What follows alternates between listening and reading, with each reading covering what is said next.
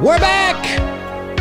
We're back, bitches! We're back, bitches! It is Monday, July the 18th, 2022, 6:15 p.m. Eastern Standard Time.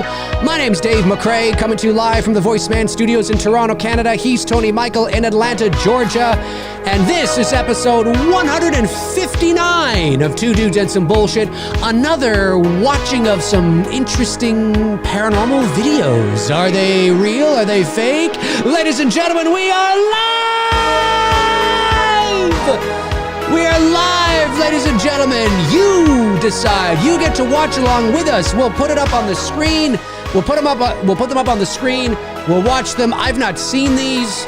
We'll just watch them and see. Tony and I will watch each video and then we'll kind of just talk about it. And let's be honest here, most of these types of videos are bullshit. Are bullshit because they're so easy to fake nowadays. But they're nonetheless, these kinds of shows are fun.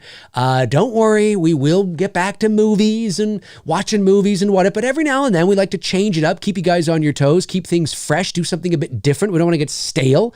So it's just kind of fun. I know what we're going to be talking about next Monday. So, well, you know, what are we going to be talking about next Monday? I wonder.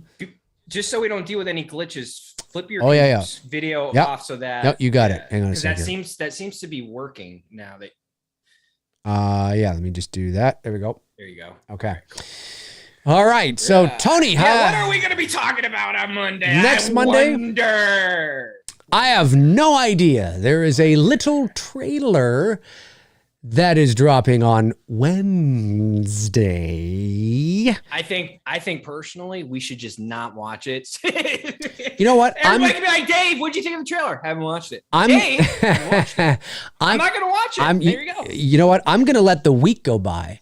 And there's not going to be, people in suspense. I'm not going to tweet. I'm not going to make a post. I'm not going to make a video. I'm just going to let the week go by. People are like, where the fuck is Dave? I'll be posting photos of me at the beach, just kind of like, you know, like I just like, what the hell? Like he's not even thinking about it.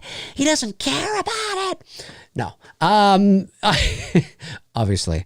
I'm joking, but yeah, so episode 159, we're going to watch some more, the same YouTube channel that we watched from last time. Bizarre Bub. And we'll just check it out. We'll just see kind of what, you know, again, I'm somebody, just to refresh, for those who might be new, for those who may not have watched the last episode, I am somebody that always tries to remain level-headed when it comes to this kind of stuff.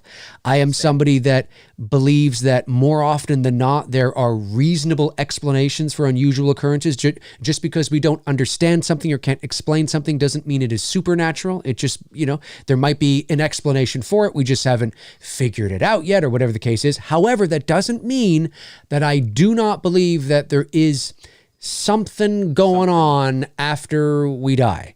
And I don't necessarily lean towards the Hollywood version of it, you know, in the sensationalism of how they present ghosts and spirits and all that kind of stuff. But I do, because of my own experience, there is something weird that goes on. There's something. There's something there, so much so that I think that it would be nice if, and there are scientists that do look or try to look into it and try to, you know, study obviously the paranormal or you know, the process of death and what, you know, from a very scientific point of view. And I don't mean walking around ghost hunting in the middle of the night going, oh, did you hear that? Did you hear that? Did you hear that? I mean, that, don't get me wrong, that stuff's great. That's a lot of fun. I get it. It's very entertaining. And I'm not saying that it's all bullshit. Some of it has to be because you need to create content for the sake of entertainment for your show.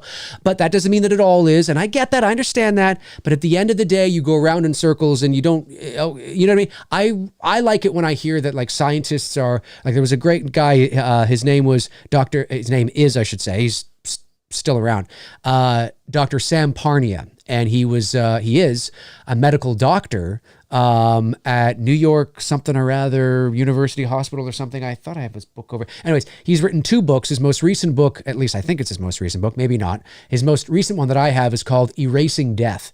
And he actually studies what happens. He's an expert in this area, and he studies what happens to the body when we die, and the cells and the brain and all that kind of stuff, because he was studying, it was called the AWARE Project, and he was studying NDEs, near-death experiences, because obviously there have been people that have been dead, clinically dead. Their heart has stopped. There's no brain activity whatsoever, but they've come back and have been able to recall conversations that have happened in the room while they've been dead. Well, technically, they shouldn't be able to recall anything if there's no brain activity, right? And so anyways, there's all this kind of, I find that stuff is great because we're taking it seriously. We're tackling it from a scientific point of view as best we can. Is there something to this? Is there not something to this? Is it all bullshit? Is it not bullshit? Is it half bullshit? Let's see if we can take this seriously. Unfortunately, it's like UFOs and like Bigfoot. Generally speaking, the scientific community doesn't take it seriously and laughs at you and whatever. So that's why when you have somebody who's like an actual medical professional in New York actually taking it seriously, it's pretty cool. So the ghost hunting shows, they're all fun. That's great. But at the end of the day, you could watch 50 episodes and you're not any further along of really finding out. It really depends on what you believe at that point. And anyway. Just want to preface. I would be the last person you'd want to take on a ghost hunt because I'm so cynical with this shit. Like, it would be funny if you lived in the States and we did like a two dudes and some bullshit like paranormal show where we were actually ghost hunting. Two dudes and some bullshit. Present. Because I think what would be funny about it is you would have Dave who would be coming at it from the educational, Oh yes, like, I am the Harvard scholar after all. Common sense, where I would be just such a cynical asshole about it that I would piss everyone off in the community who believes in this or who does ghost hunting, because I'm like, no, until I don't care if there's a noise coming from across the room. That could be an animal. That could be a fucking hermit. That could be 90 million different reasons why that freaking bull fell off the fucking counter like that. You know what I mean? Like, until I see a bull come whipping at my face that's unexplained, you know what I mean? Then I might go, okay. You know what I mean? Well, I will say this. We'll have to figure out how to do this. We'll have to. There's a guy who gets into the sensationalism, but he subtitles it in English and he's Japan. I discovered him on another channel that does something similar to this. The channel is called Nuke's Top 5. The only thing with Nuke's Top 5 is he puts these videos in like half-hour segments, and that's just way too long. Right. But there's one guy he features on there consistently. Whether or not the shit is true that this guy is dealing with in, I don't know if it's Japan or China, that's neither here or it's the enthusiasm that he's putting behind it. You know what I mean? The screaming and being scared and running out of the building, like all that shit. Like, it's comical to watch, but not like laughing at the person laughing at him. You know what I mean? Sure. It's more of like, I'm appreciating, like, he's putting so much effort into selling you on what he's going through wherever he's exploring. That kind of shit is cool, even though I'm like, all right, Yeah. No, I get you. I completely understand, and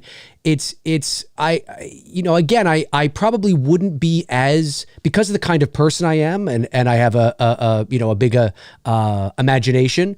I probably wouldn't, if it wasn't for my experiences, I probably could see myself being like all in. You know what I mean? Like, oh no, I'm in. Exactly. I'm totally in. The guy all in, and I'd be like, yeah, totally.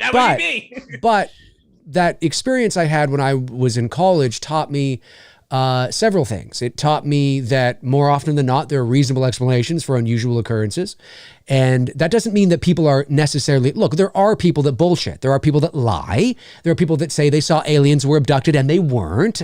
There are people that say they saw ghosts and they didn't. But at the same time, there are also people that do have very real experiences. That doesn't mean they're paranormal or UFOs, but they are very real, and maybe they could be as well, right? Again, the truth probably lies somewhere in the middle.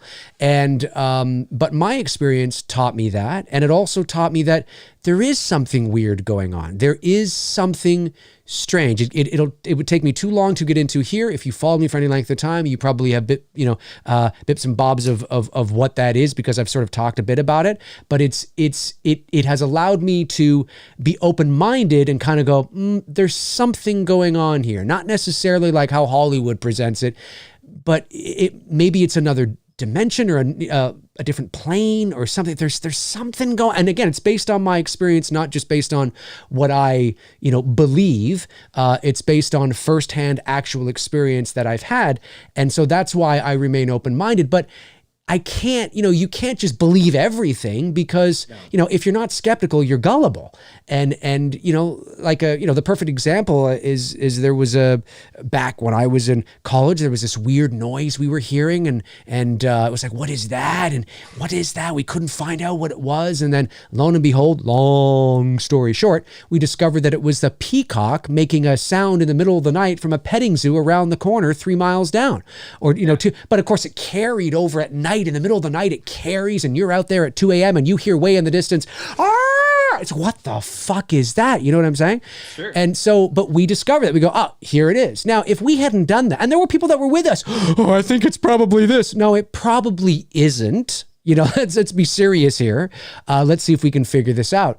So I think it's important. I know it takes a lot of the fun out of it, and I know it takes a lot of sort of the fun out of sort of the believing. Do you know what I mean? Because sometimes that's part of it. But if you are serious about knowing the truth, if you really do want to know if there's some sort of life after death, something survives the death process, where does the seed of consciousness lie? Does our consciousness go on, and all that kind of stuff, then these are things you got to start thinking about. You got to start going, these ghost adventure hunting shows are fun, but they never tackle that. It's because that's not what it's about. It's about entertaining. That? Did you see that? Yeah, exactly. And that has a place, but that's really what it's. Once you've watched one ghost hunting show or three of them, you've watched them all.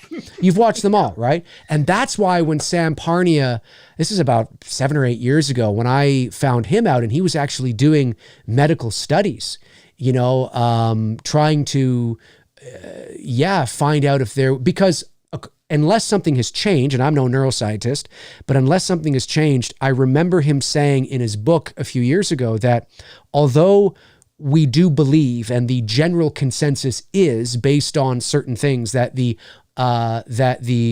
mind and brain, produce consciousness and all this kind of stuff, right? There actually is no scientific evidence to like actual concrete objective. There it is. We've done it. We've replicated it. That actually doesn't exist.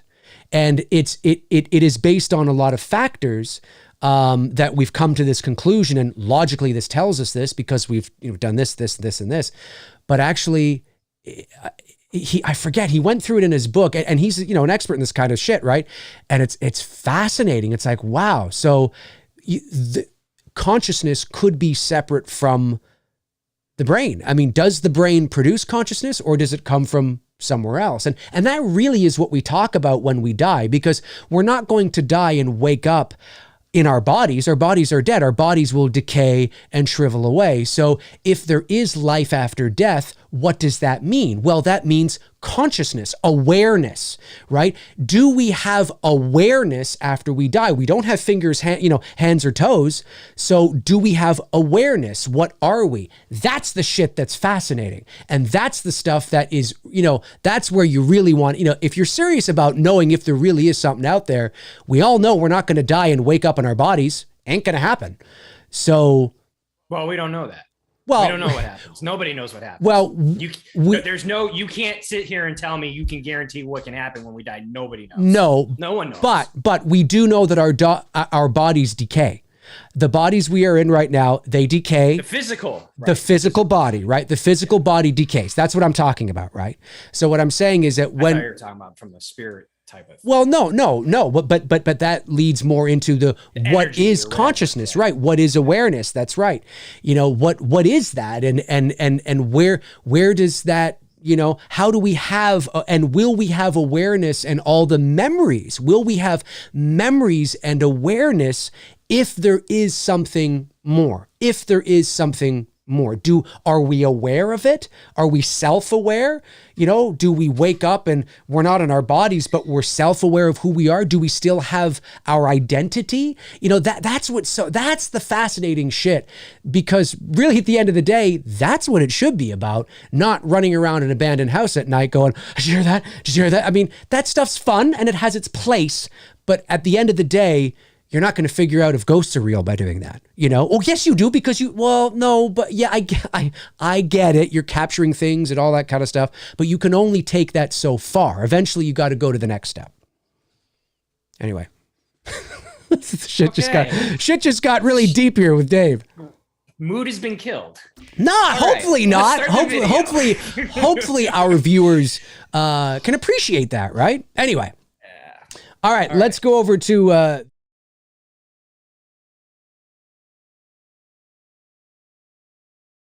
all right, 1 second.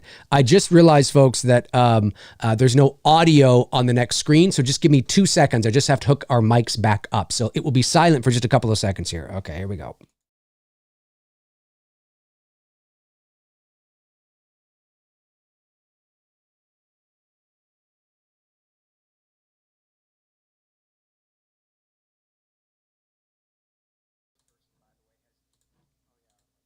Blah, blah, blah, blah. There. Okay, there I am. Now let me see if I can get Tony. 1 second, Tony, my man. Hang on 1 sec. Where's it? There you are there. So where are you? There you are. Okay. I don't know why that happened. Let me see here. 1 sec. There we are. And there we are. Tony? Yes. There you are. You're here. Okay, right. Cool. Okay. Tony, my man.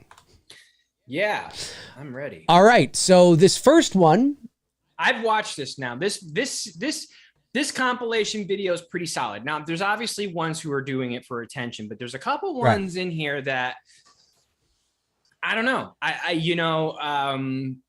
How they pulled it off, I don't know.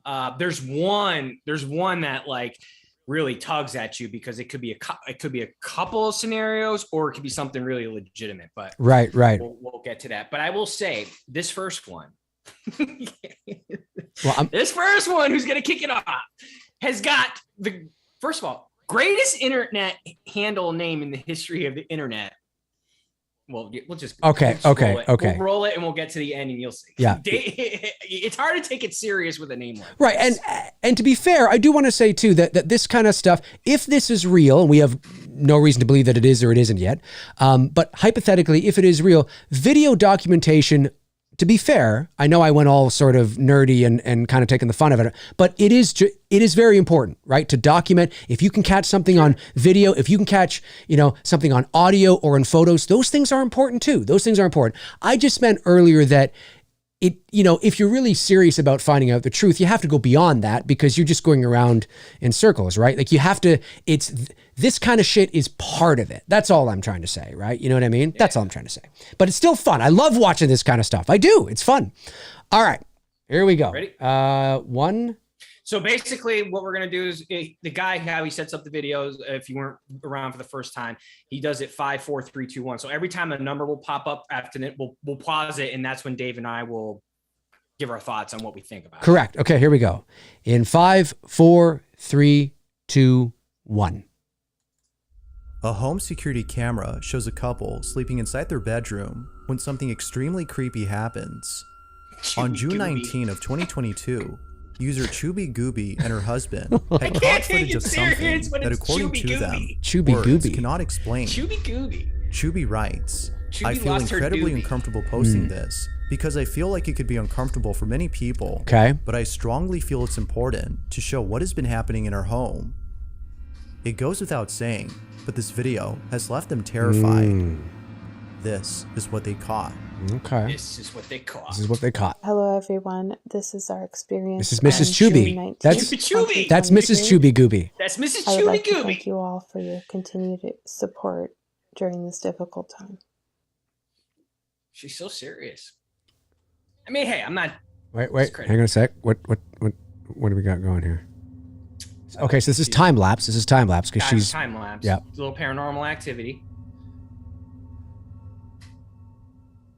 What the hell was I supposed to see there? There we go. The door opening?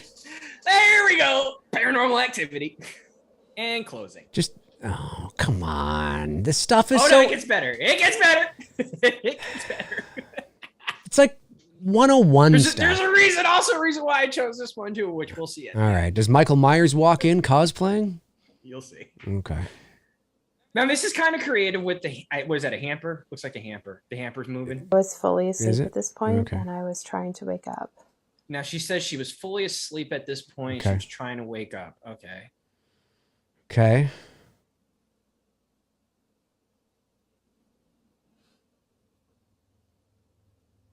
Slowly moving.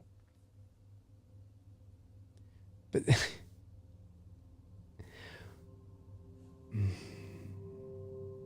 chooby, gooby. I will say, at least they're not going over the top by total, like they're doing it like subtle. You know what I mean? I love that reaction. That reaction's We were fake. both half asleep at It was this like- point, and And now she's saying she was half asleep at this remember point. what happened exactly. I just Of heard course, a that could have been sound. at It the wasn't elapsed until we time. watched the video. I don't believe her reaction. I think her reaction is too. It's Oh, no, too wait, over wait. the It's top. almost as though something had Hold on. entered the room, It gets closed the better. door behind it, and began to move things around. The couple can't think of anything to explain this, which is why they posted the video. What about the guy with the fishing line? If you guys underneath the have bed? any There's actual, Chubby! That's Mrs. Chubby. explanation I'll say like she that's is hot. scientific to why I ain't these gonna things are lie. happening to us, Do I would have actually put any us at explanation ease. that's scientific? I'll give you one. I have Bullshit! had a few experiences You're looking at for my attention. You're a very house attractive before woman, this one. and but nothing to this extent. Chubby has So, got that doobie going on. I don't know. I think it might be following me. Unfortunately, posting the video has made them feel even This will more be an unsettled, easy one for as us. many viewers suggest that they should leave the house immediately. They believe that an evil presence has made itself known. Although it's not sure what exactly is haunting the couple, many believe that the house isn't safe to be in. But of course, what do you think? What exactly is Alright. going on in this clip? There has yet to be a definitive answer to this question. Where's the number?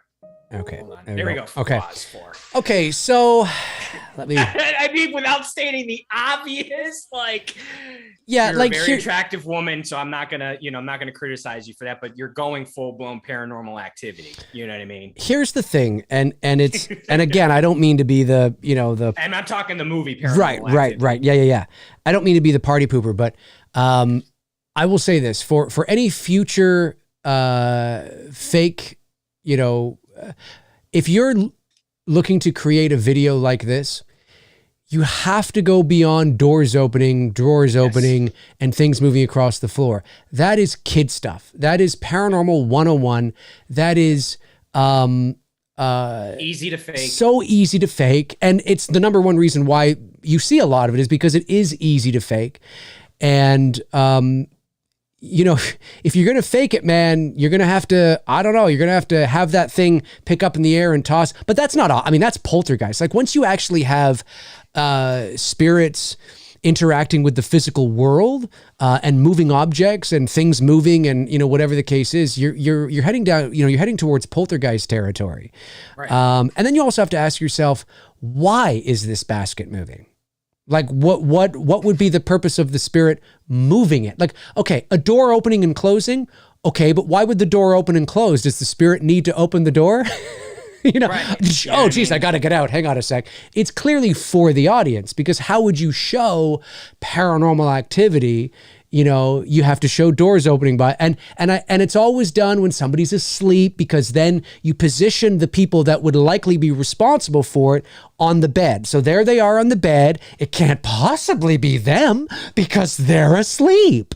You know what I mean? And it's like, okay. And like we said, her reaction when that picture frame or whatever it was that fell over hit the. It was overselling. lawn- Way oversell. Yeah. Like, it almost seemed like it was an anticipated reaction. Yes. You know what I mean? Yes. And again, I'm not discrediting her. Like I said, she's a beautiful woman. Absolutely beautiful woman. She could be ugly and I'd still discredit her. But that reaction when I first saw this video, I was like, "Oh, Dave and I are gonna have fun with this one." Like, yeah, it's fun. Like, this is a good one to start off with. This is gonna get the tone going just right. I know, and with the name and everything. Like again, like you know, to piggyback off of what you said about you want credibility again. If you don't want people to know your real name, and like I said, I can't get through this first video without laughing because her name is Chubby Gooby. Chubby Gooby. I mean? Like and I'm not saying it's a funny name, it's a cool name, it's creative, but like at the same time, like it's creative, it's great. It's not something that I would use as my paranormal handle. I would have come up with something Mr. and Mrs. Smith or whatever. Mr. and Mrs. Chubby Gooby. Or whatever. Yeah, see, that's the thing. Like that's if you want to be taken serious, drop a name like that and come up with something where people are going to take you seriously. Otherwise, you're going to have people in the comment sentence or section like Chubby Gooby. Yeah. You know what I mean? Like there's so much you can do off of that. Frank's right. It does sound like a candy bar. Exactly. Or, Chewy. You guys want a Kit Kat, an Arrow? Do you want a Crispy Crunch or do you want a Chubby Gooby? Like what are you looking for? So yeah, I think it's important. Like you said, if you want to be taken serious, one comp, you gotta, if you're going to go down the road of Paranormal Activity, the movie, you know what I mean? We've seen this stuff. We know how it's done. Mm-hmm. You got to up your game. If you want people to go like what we're going to see as this progresses, there's some videos in here that I'm like, that's pretty fucking creative. I don't know how you could have done that. Cool. I look forward to watching them. I think the most compelling ones for me, and I'm not saying that I haven't watched the rest of these yet, so I'm not sure. But whenever I do watch these kinds of videos, the most compelling ones for me are the ones that are, like they're out in, like it's like at a church or at a gathering or at a baseball game, or I'm not saying there's ones at a baseball, but like No, I got you. In a situation where you're out in public, you know what I mean, and you're not.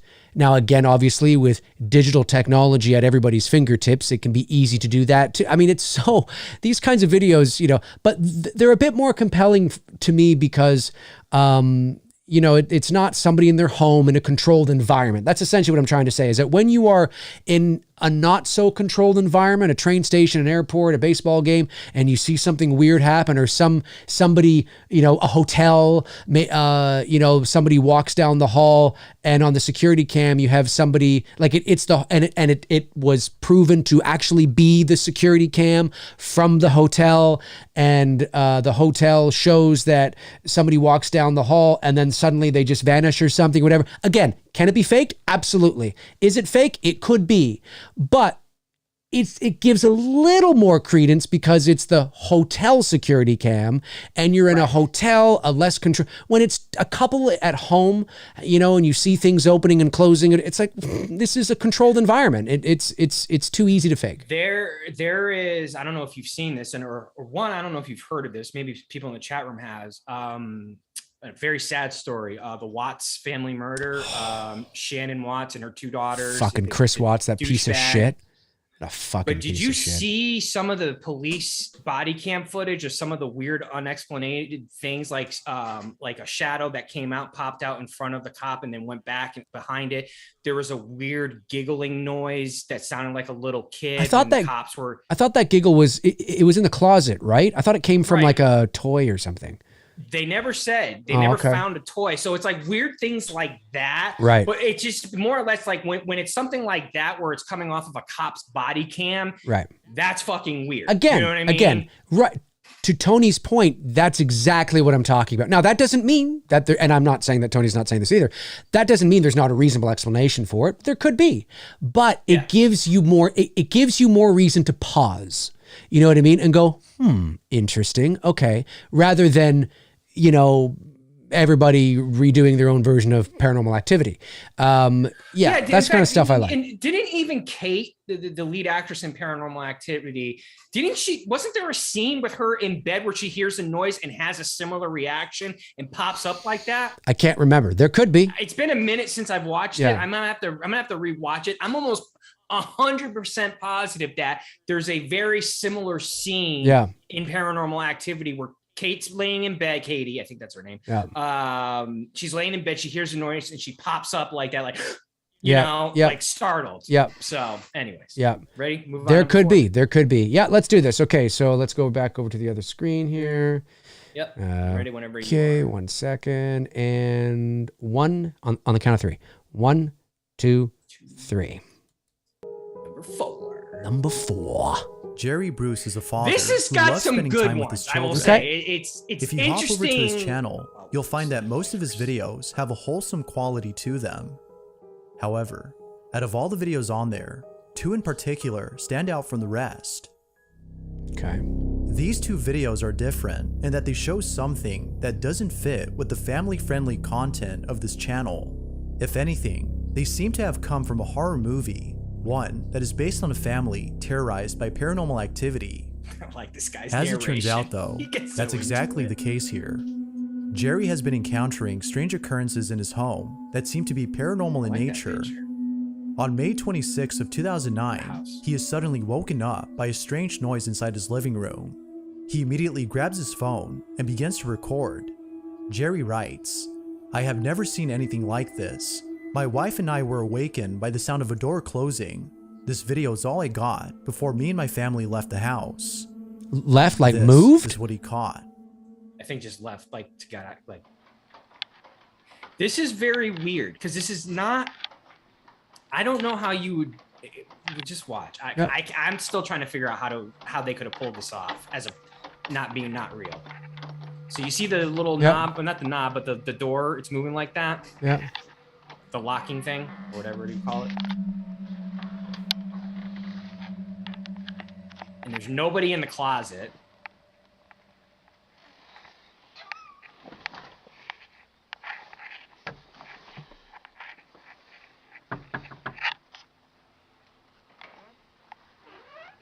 And then it goes batshit crazy.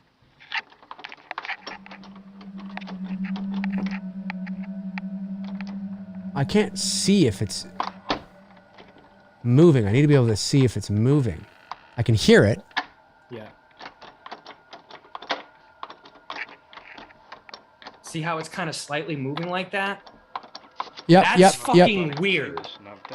That is weird. I don't know. Strangely, the handle on the other There's side of the another door thing that I can see that now. as Yeah, though yeah. someone inside were doing this. Hang on. But, as shown in the video, no one is in there. An encounter like this would definitely spook anyone. But then again, there are some who might write this off as being caused by a draft entering the handle's lock. True. Although it isn't sure if that's the case. It's the second video that seemingly dispels this notion. Okay. On July 11 of 2009, Interesting. Jerry's recording his son when all of a sudden, something really creepy happens. Take a look. I'm looking, baby. Playing those drums. Pan drums. Whoa! You know, it seems like a genuine reaction. You know what I mean? Got his kid and got the fuck out. It does. The same closet from the first video can be seen opening on its own. It's Then, a bit much. seconds That's later, where I start to the toy question flips this. The over by first one, I'm itself. like, maybe, It but almost then when he seems gets like whatever to had been this, inside I'm had like, tripped over this toy in its attempt to get to the child. It is immediately then that he grabs his son and rushes out of the living room at once. Understandably, Jerry was totally spooked. Viewers believe that he might be dealing with something paranormal. But, as with most videos, it's hard to be sure if that's so. Could it be that a supernatural presence resides in Jerry's closet? Or is something else going on here? You be the judge.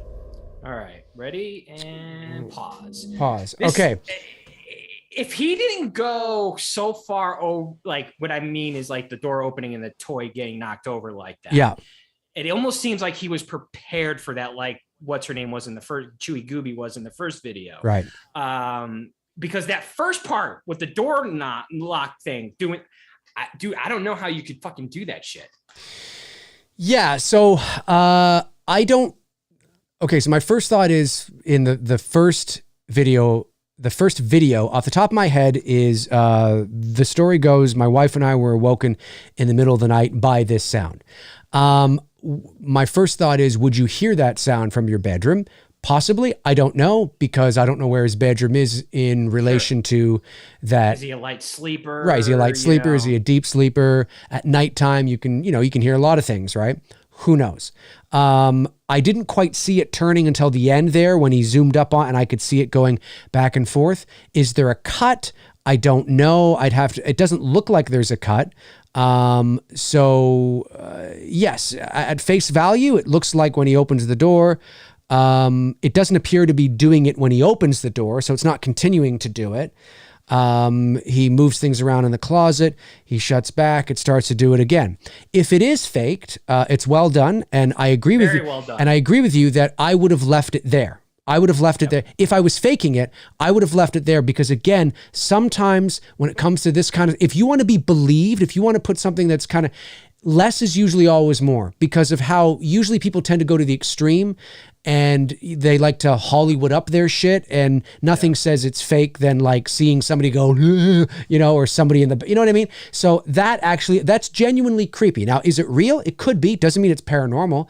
And like you said, it could be a draft or it could be something else. I mean, I've just never seen a door knob, or not Correct. knob, but the locking part Correct. of the doorknob. Correct. I've never seen that before. Now, and like whatever they did, that's the ingenuity behind that is fucking clever. And like you said, I would have left it right at that, because it would have had people going, how the fuck did they pull that off? Yeah, exactly. Now with the other one, I'm more skeptical. And the reason I'm more skeptical is actually because of the way he's framed the shot.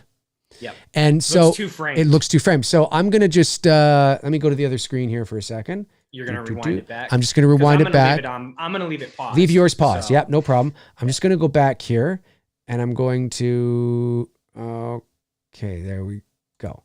So we look at this here, and my first thought is that if your sole purpose of shooting this was to shoot your son playing the drums or whatever he's doing, you would tilt the camera down. You would, you wouldn't, it looks too staged, right? So you have the little bike there, in the corner, you have the door there.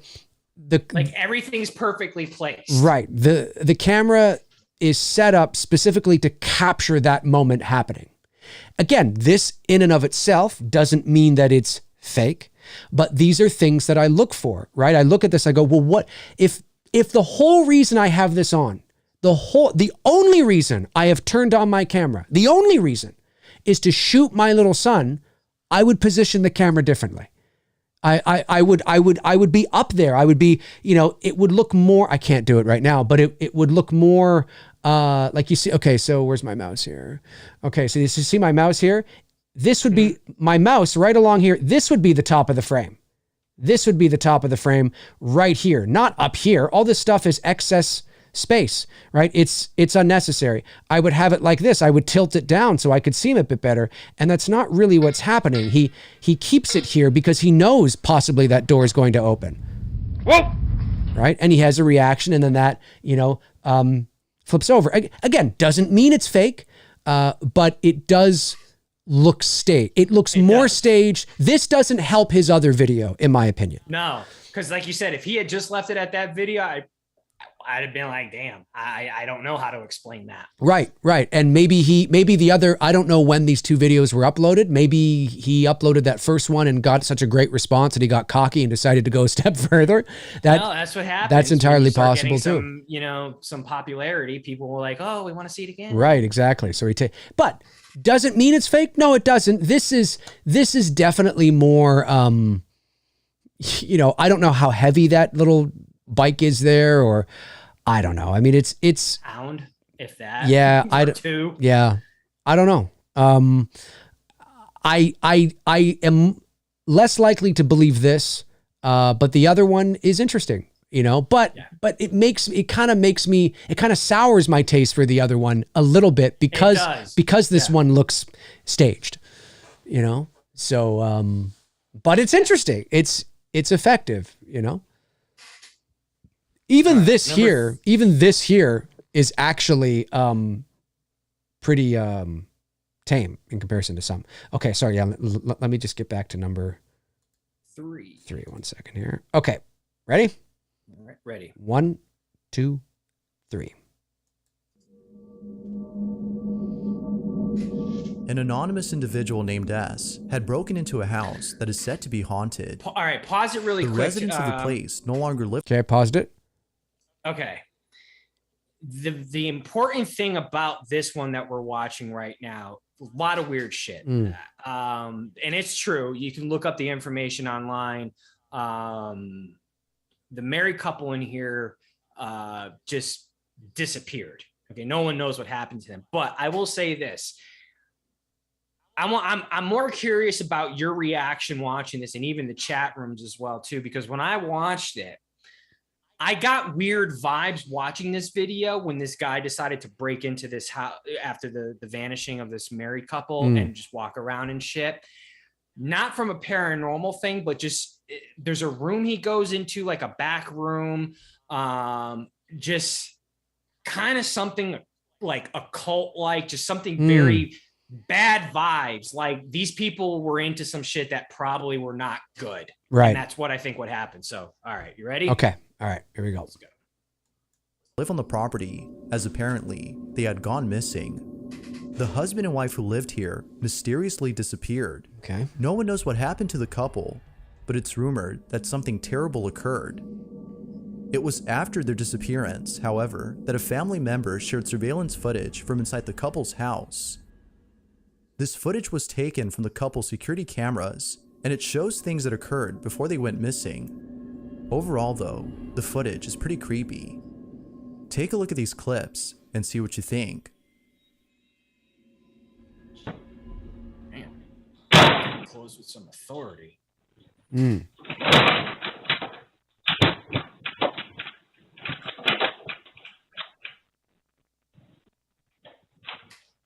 Now, I think this happened before their disappearance with the paranormal stuff that... Jesus. Right. Whoa. That was loud. I know, right? Fuck. I'm gonna break the glass on that. Yeah, because the shoes are on the floor. Right. Right. So this is just before they...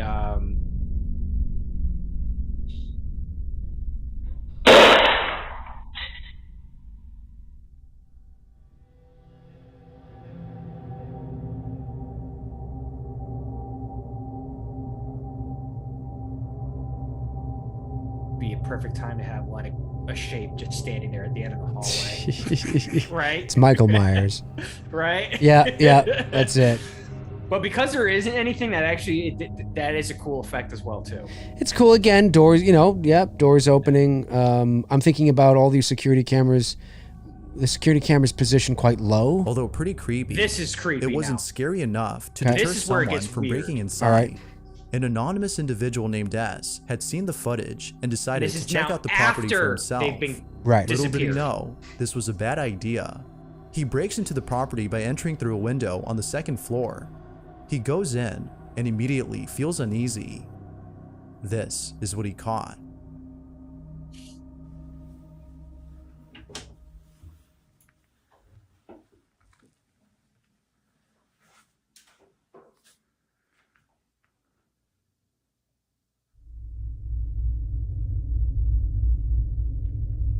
See, like this room he goes into, what the fuck, man? Like, there's just this chair that's just right there. Weird, like an altar type chair. You know what I mean? Mm-hmm.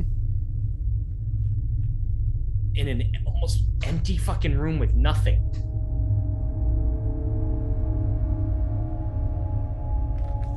Yeah, it's an interesting chair. It's actually quite. Yeah.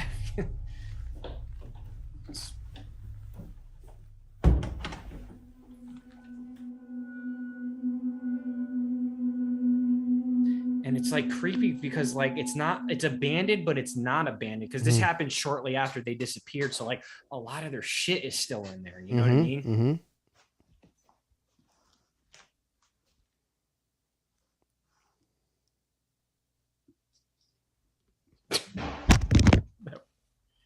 The hell happened?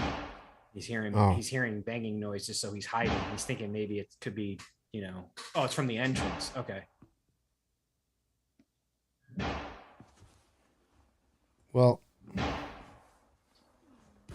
kind of a genuine reaction, you know. More worried about the sound than you are your camera. Okay, so they got one of those knob or knocker things on their doors.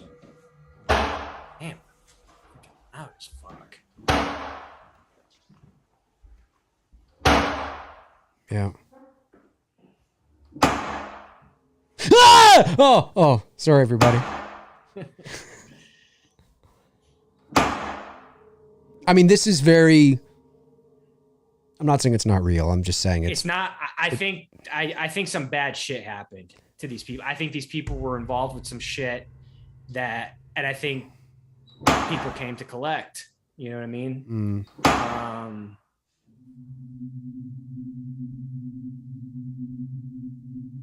And I think whoever's doing this to this individual, they might have seen that he went into the house and maybe they're just trying fucking to with him. yeah, it's possible. Scare him out of there. Yeah, it's possible.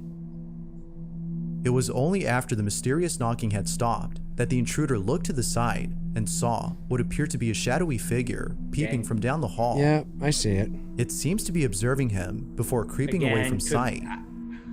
Just not sure if he was just seeing things. Based on he walks over to where the figure was seen, but eerily finds nothing there. Now, it wasn't until posting this video that viewers had noticed something odd about the figure. After being spotted by the intruder, it moves in such a way that seems very unnatural. It almost appears to be floating or even sliding away from view. These voluntary of information. Just like the surveillance footage from earlier. How do people know it's not? You can't see anything. But there has yet to be the volunteering of information from the narrator. It seems to be moving unnatural. Says who? Evidence currently in hand. Just looks like a blob moving from left to right. This video is pretty spooky. What's natural? All right. Oh wait. For the full video and story on this mystery, you can check out the channel Fourth Wall, where other paranormal videos can be found. Shameless plug. Okay. Hang on. Number two. Okay. Right. Number 2 paused. Okay. I don't think this is haunting. I think these people got into some shit with some people. Right. You know, whether it's the creepiest thing of this video of this one, number 3 that we watched, like I said, was that empty room with this throne-like fucking chair. Yeah, it is creepy. That's creepy. It looks like something that you would be worshiping something to, you know what I mean? Like, so that's what I'm saying. Were these people into some like cult type shit? You know what I mean? That it's possible. Look, it's a creepy video, without knowing, you know, who the couple was and having concrete objective verification that they are in fact missing. I mean, you can look it up. They can look it up. Okay. Yeah. Okay, great. Well, that's important, right? That's important because, you know, at face value, you're taking the narrator's word for it. And so, you know, we need to kind of, but like, as Tony said, that doesn't necessarily mean it was supernatural. It could have been very natural. Somebody could have come to collect. They could have been into some weird voodoo shit. Who knows? And there's a lot of cults out there and crazy stuff, people that practice black magic and, you know, all that stuff. And that doesn't necessarily mean that it was paranormal. It could have just been people that they were murdered. You know what I mean? And maybe they were murdered in the house. Maybe they weren't. Obviously, there is that surveillance of the cup falling to the ground and the door slamming. It's difficult to say, you know? Which I think could have been easily staged by the whatever people that took this couple, you know what I mean? It's true. You know what I mean? That's true too. It's definitely, you know, again, these kinds of videos are fun to watch. I'm, you know, I don't know. I mean, it could be real. It could be, certainly, you know, with my experience, I do know that, these things can happen, but we just have to be so careful when you get into physical objects being moved and doors, like you're getting into poltergeist territory. And it's like, well, what is this then? Is it built on something? Is it, you know, why is the spirit slamming the door? You know, why are they, you know, what would be the motivation of, but then again, maybe I'm thinking about it too much like an alive person, you know, like a human being. I don't know, you know, but I agree with you. I think the creepiest thing about the video is that room. Like, and that when that guy went into that room and I saw that, immediately my mind said, this is not paranormal. This is something like cult-like. Right. They're into some deep, dark shit. Could be. And I think that shit came back to get them. Yeah, could be. Yeah, no, it's an effective video. It's I think my favorite video so far is the door handle one. The door handle, yeah. It just gets soured by his second video a little bit. But this is a good video. I mean, this was a creepy, like anytime I can tell you right now, there's some people out there with testicles the size of fucking Mount Everest. I wouldn't be caught dead in a place like that alone. You know what I mean? Alone with nothing but a flashlight or my Dude, are you kidding me? Do you know how night many vision? abandoned homes that I went into by myself when scouting for my photo shoot? Well, sure. I would do that during the day, but I wouldn't go in. Of course, I'm also carrying too. So, yes, that's true. That's true. That helped. That gives me a nice, as women say, heightens my sense of That's security. my sense of security. So, you know, that's if true someone's too. gonna fuck around, That's true they're too. gonna find out. But there's the house that back to just very back to my experience when I was in college. The house where we had this experience was about a football field and a half away from the main road. So it was like out in this field, out in the middle of nowhere, pitch black at night. You couldn't see your hand in front of your face. Literally. That's not a saying. Like you literally could not. It was so dark that you would only see where your flashlight is pointed. It's not the kind of dark where your eyes adjust and then you can kind of, no. You only see, so you know what I mean? I would, and we would often joke because we were, 21, 2 then, 19. We would joke, I'll pay you $100 if you spend the night in that place. Nobody did. Like, fuck that. I'm not spending the night. Are you kidding me? You know what I mean? I think I went over with me and 2 other people, I think was the least I had. But anyway, but I love these people that go into these homes, by themselves. And there are certain people out there that love that kind of stuff. They feed off the adrenaline and. And they're not doing what I'm doing when I'm going. Like I said, right. when I'm going into these places, I'm carrying just for for my safety, because if a squatter comes out, because there are people for sure that, they're squatters, they're fucking crazy. So the fact that these people go in there not protecting themselves and you're opening yourself up to, sooner or later, we're going to hear a tragic story from something like this. You know what I mean? Yeah. It's just the amount of people who do this. Yeah. And like you said, that go into these places, maybe some of them do, carry and protect themselves. Maybe. You know what I mean? I don't know. But nothing says protection like some good old iron, right? Yeah, and when Tony says protection, he's talking about a bazooka. That's what he has. Yeah, good old AR. Rocket launcher. But I will say that if it is faked and he just had his buddy on the other side of the door going, right? Which is entirely possible. We have no idea. Sure. I like the video. I will say, well done. If you faked it, well done. It's subtle enough. It's not over the top. It's genuinely creepy. So good on you. What the hell was the name of that? Gooby Jooby? I don't remember. Gooby Jooby, something like that? The hot girl, Gooby Chooby. I don't know. All right, like let's go to the other screen here. We're going to number 2. We are taking a shit. No, good night, everybody. I'll be here all week. All right, ready? Yep. Count of 3. 1, 2, 3. The following video comes from William Sloan, who in 2013 caught footage of something pretty creepy. Before capturing this footage, however, William had played with the Ouija board inside his house. The reason for using the board wasn't just to play with it, but rather to ask questions to the ghost that is haunting his home. First of all, according to William, there have been strange happenings in his house, and he wanted to find out who or what was responsible for these odd occurrences. Fortunately, it was through the Ouija board that he found out the name of the ghost. It calls itself James and claims to be responsible for the strange activity in his house. But then one night, while being in his living room, William encounters something pretty spooky. William sees his chair rocking back and forth like the It's Me and Billy thinks chair. that it might be James. Looks like the It's Me Billy attic. On it. Right? Yeah. Just rock it a little bit. Just a little bit. All right, hang on a sec. I'm going to pull the fishing line. I said as soon as Dave hears him talk, it's over. Hang on, I'm just pulling the fishing line. You ready? Are you recording? You got the record on? William is clearly unnerved, but it's the following video, which was taken a month later, that captures something really freaky. William is alone at home when the following happens. Even good old boys get haunted.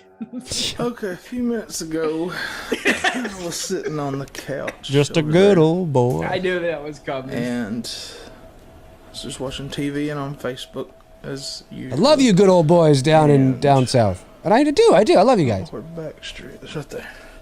Oh, there's the cat. There's Veda. That's me. Yeah, that's right. Next to me on the couch. And Hazel, Oh, Hazel. this girl, Who's that? was way know. back Dog? On the here couch. Looked like maybe. in the hall. Okay? Y'all reckon? What is he? And Let's see. all of a sudden, these vertical blinds they rattled by themselves. Like somebody just walked into them.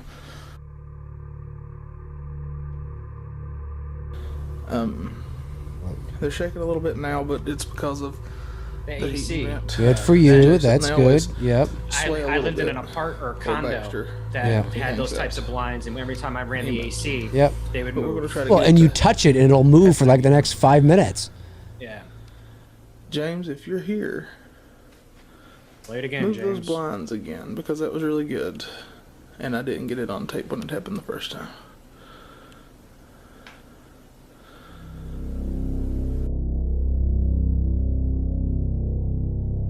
James, pick up the cat. I don't know. I think that was the vent. Again, that's AC, dude. Yeah, that's. It wasn't like what it did before. My blinds did that But shit all he the seems time. genuine. You know what I mean? He's I know. he's sitting there and he's. I'm trying not to like. Yeah. But I like that he's saying, "Oh, I didn't get it on film before." Oh, Holy. Okay, that. interesting. Okay. That's interesting. Because if you saw the way the blind sunk in, Yeah. it did sink in like someone ran into it. Yeah. Like most viewers, William doesn't know what to You make see of what I this, mean? except Yep. that it might have Go in been like James. that. Yep. It is They still weren't unknown just as to what like exactly caused disturbed this. because part of them Is aren't it the even case moving. that James, Right, the yeah. supposed ghost, is haunting William's house? Or might there be another explanation for this? If Once it's fake, again, it's well done. What do you think? Yeah. If it's fake, it's well done. Feel free Yep. to share your Agreed. thoughts down below. All right. If you Interesting. caught something creepy on Oh, yeah. camera, Oh, or yeah. if there's any ghost videos Got you'd like me to ghosts? check Got out milk? and include Got in the next ghosts? compilation, you can Got send them milk? over to Everyone had that milk scaryvideos444 mustache. Yeah, I know. at That's from the gmail.com. 90s, isn't it? That being Yeah. said, Yeah. let's get back to the video. Pausing at number. Okay. Oh, all right. Pause. Pause it. Number one. So what do we think about our good old boy here? Okay. Well, what do we think about Bo and Luke Duke? I mean, one, he's playing with a Ouija board. And that you don't fuck around with that shit. I Yeah. don't care. Yeah. It's one thing I don't fuck around with is Ouija boards, So here's the thing. especially by yourself. Yes, I would say that, again, as somebody who always tries to be reasonable about this, he appears genuine. And what I mean by, again, appear being the operative word, he appears genuine because he's He doesn't strike me as someone who's looking for attention. You know what I mean? It's not, yes. Maybe but he's just confused, like what's going on. He doesn't get yeah, it. the video plays out very candidly. So, him saying things like, oh, so I had this here and then I had that here and I didn't get it on camera. So maybe which is, look, 90% of the time you're not going to get it on camera because you're not expecting it. And that's another thing that I look for when I'm watching these types of videos is that I think to myself, well, why are we rolling? Like, why are we shooting the corner of the room here? Why? I like the fact that the rocking chair didn't actually move, really. Or if it did, it was very subtle. I didn't really see it. Very subtle. I didn't really see it, but I like that. Again, if James, that's the name of the ghost. If our buddy here, if he is faking this, whether he knows to do this or not, I don't know. But the fact that he didn't have the rocking chair suddenly rock back and forth or slide across from, that's good. Aggressively, right, Aggressively, yes. that's good, right? The subtler, the better for more realism. Because, I'm not saying that those things aren't possible. I'm not saying that there is no such thing as poltergeists. I'm not saying that a spirit, you know, whatever they are, can't lift up a chair. I'm not saying that. But in my experience, generally speaking, I think people's ghosts experience are more subtle than that. And I think if it is more subtle and less Hollywood, I think you'll have an easier time of selling it. Again, if this is faked. And what do you think about the blinds, man? Well, that's what I was just going to get to. So I like the fact that he had to, again, he could be lying, but he said, oh, I just had to turn on my camera again. And come on, man, come on. And he's filming and nothing's happening. So it didn't happen right away, because if he had, you know, shot the window and it happened right away. Okay. Now it also didn't happen with the cat there. It could also be because they didn't want to scare the cat. So they waited until the cat left. Was the window open? Did he have the screen door open? Did a gust of wind suddenly come by?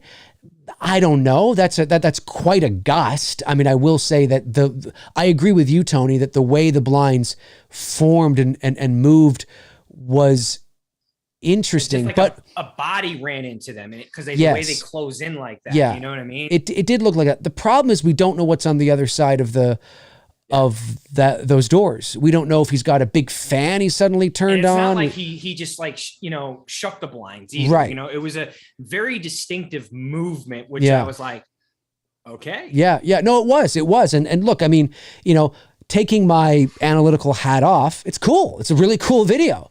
You know, it's a really cool video. It's very effective. And if it's real, it's very effective. If it's fake, it's very effective. It's very well done. But yeah, the way those blinds moved and shot in, I wasn't expecting that. I was expecting them just to move more than they were. I wasn't expecting sort of, you know, like a real, so dramatic. But it was cool. Is it fake or is it real? I mean, you know, what do we mean by real? I guess I put in the category of things that make you go. Yeah, things. Yeah, you know what I mean. Yep. Like it's like if I were to go, okay, the first video, Chewy Gooby, fake. I don't. The guy with the door handle had me until he did the second one, lost me. Yeah. The last one we just watched before this, what was it?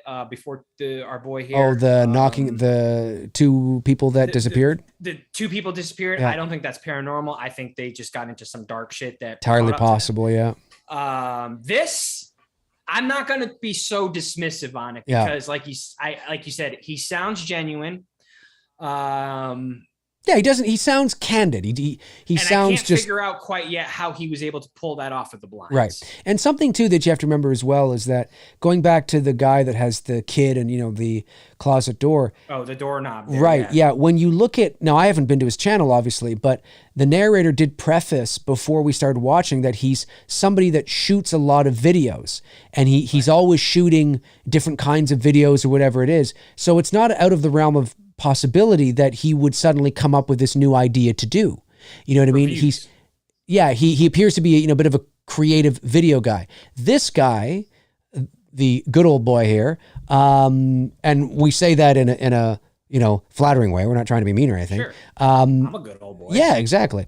But I would say that I don't know what else is on his channel, but if the rest of his content is pretty mundane and pretty, like, he doesn't do this, he's not a paranormal investigator, you know, he doesn't find himself, and I have no idea. But if this video is sort of out of, I mean, I know he probably has a couple more because he had been trying to contact James, but it does play as very candid. I will say that. It plays as very candid, and that was really well done. And I say that because, you know, but it was effective. I don't know if it was a spirit or not. Who knows? I would love to know what's on the other side of that door, sure, that window.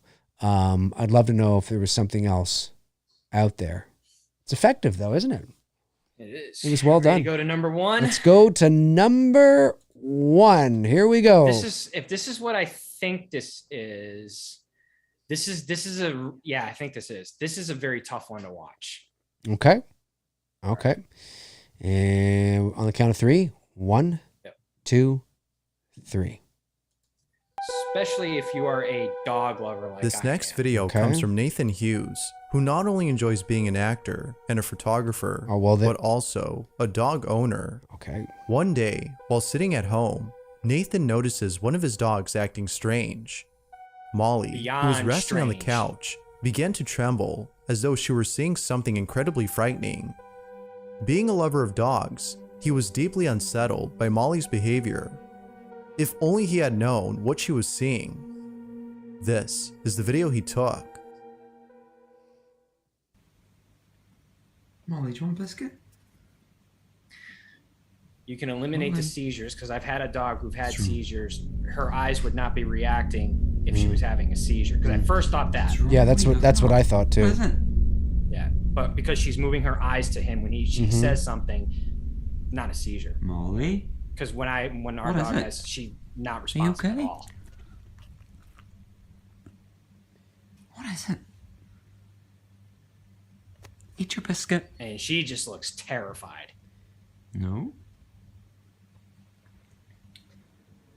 He doesn't strike me as an abuser, because that's usually also a sign of a dog who's afraid of something like their owner. Yeah, I don't. Yeah. I don't want to put him in that category at all. You know what I mean? That's getting into some really fucked up shit. Eat your biscuit. It's okay. But the dog is shaking. I mean, the dog is. I mean, that's something you can't fake. No. Yeah, I agree. And his house just gives me bad vibes. She appears to be seeing something that Nathan can't. Unlike most dogs, who either growl or bark at something that doesn't appear to be there, Molly trembles in fear. As one viewer had commented, just imagine what that spirit looks like for her to be trembling like that. Although we can't be certain if it's something paranormal, there's no denying that Molly's reaction is very unsettling. Now, it could be the case that she's having a seizure, but according to a viewer, if that were so, then she wouldn't be responding to Nathan's voice. In the video, we can see her looking back and forth when being spoken to, suggesting that she's able to respond. It could be something else that we don't know about. We'd have to speak to a veterinarian. So then, what exactly is causing her to react this way? As with most videos, this one remains a mystery. It's her eyes that get me to think like she is seeing something. You know what I mean? It's possible. Thanks for watching, and I hope you enjoy. Until next time.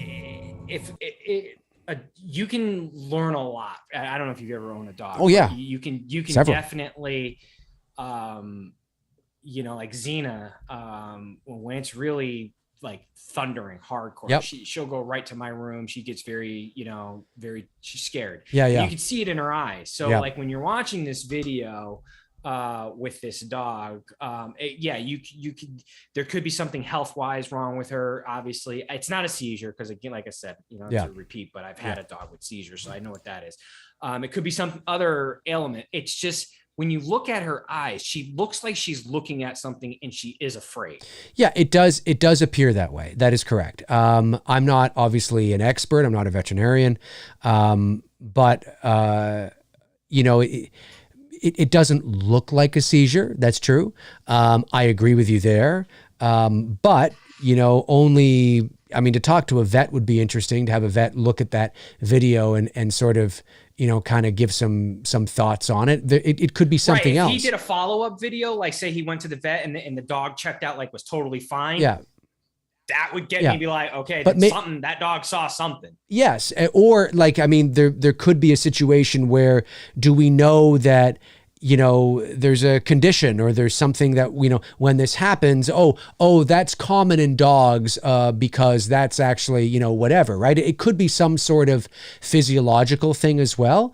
The thing is too, again, I'm not saying he's faked it, but he's an actor.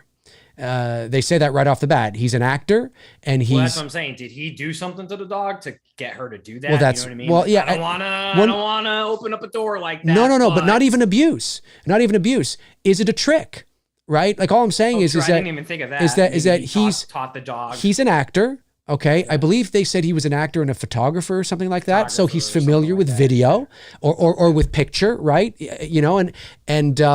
it's entirely possible that this is a trick. Maybe we have no idea the relationship he has with this dog. We don't know what sort of tricks he's taught him, right? It's a boy, I think. We don't know what kind of tricks he's taught him. We don't know if that's kind of dogs can roll over and stand up and he's trying to, if my dog, like if my cat was doing that, okay, or if I had a dog that was doing that, let's just say I have a dog, I would put the camera down. For sure. I wouldn't continue to film. I'd be like, buddy, you okay? What's wrong? Are you okay? And I'm thinking, oh my God. Immediately taking it to the vet. Immediately. Too. And so the fact that he doesn't sort of could be a sign that he knows there's nothing wrong. Right. He knows that he's fine. He knows, because wouldn't you kind of just put the camera down? I mean, it's like, unless, like I said, he knows that this is a condition the dog, it's that condition that dogs sometimes get. It's called myrocolavita or something. You know what I mean? Who knows? It could be something like that. And he knows that in a few minutes it'll be over, it'll pass. And he just decided, to take advantage of it. The problem with that, though, is that, if he does know that, he would be putting that out there, and then all it would take is somebody to go, oh, that's just such and such. It does look like the dog is scared. It does. I didn't even think of it that, yeah, you're right. Like if that were Xena, I wouldn't be sitting there recording it. I'd immediately be grabbing her, taking her to the vet. What the fuck's wrong with my dog? Yeah, you know or at the very least, just attending to it. Like, not necessarily, grabbing him and running out the door right away, but you would be attending to him. Okay, buddy, what's wrong? It's okay. You wouldn't be worrying about filming him. That wouldn't, unless you were already aware that he was okay, because there's nothing wrong, because it's a trick you taught him. Shake, buddy, shake. That's it. Shake. Do the shake. You know what I mean? Maybe that's what it is. Maybe it's a trick. Shake. I don't know. Who knows? Dogs, you can teach dogs to do some pretty crazy stuff. And it looks like he has a really good relationship with that animal. And he's an actor. So he probably there's probably other videos. I don't know for sure because I haven't checked, but it wouldn't surprise me if there were other videos on his channel that were not necessarily paranormal, but, him doing things, Well, like the narrator pointed out, typically, when a dog does, it's barking at it, like Xena will. Right. Xena will bark at nothing when there's nothing there, or she'll bark at the door when she thinks she hears something, but there's nothing there. Yeah. Or, I'll open up the door and be like, see, there's nothing here. Yeah.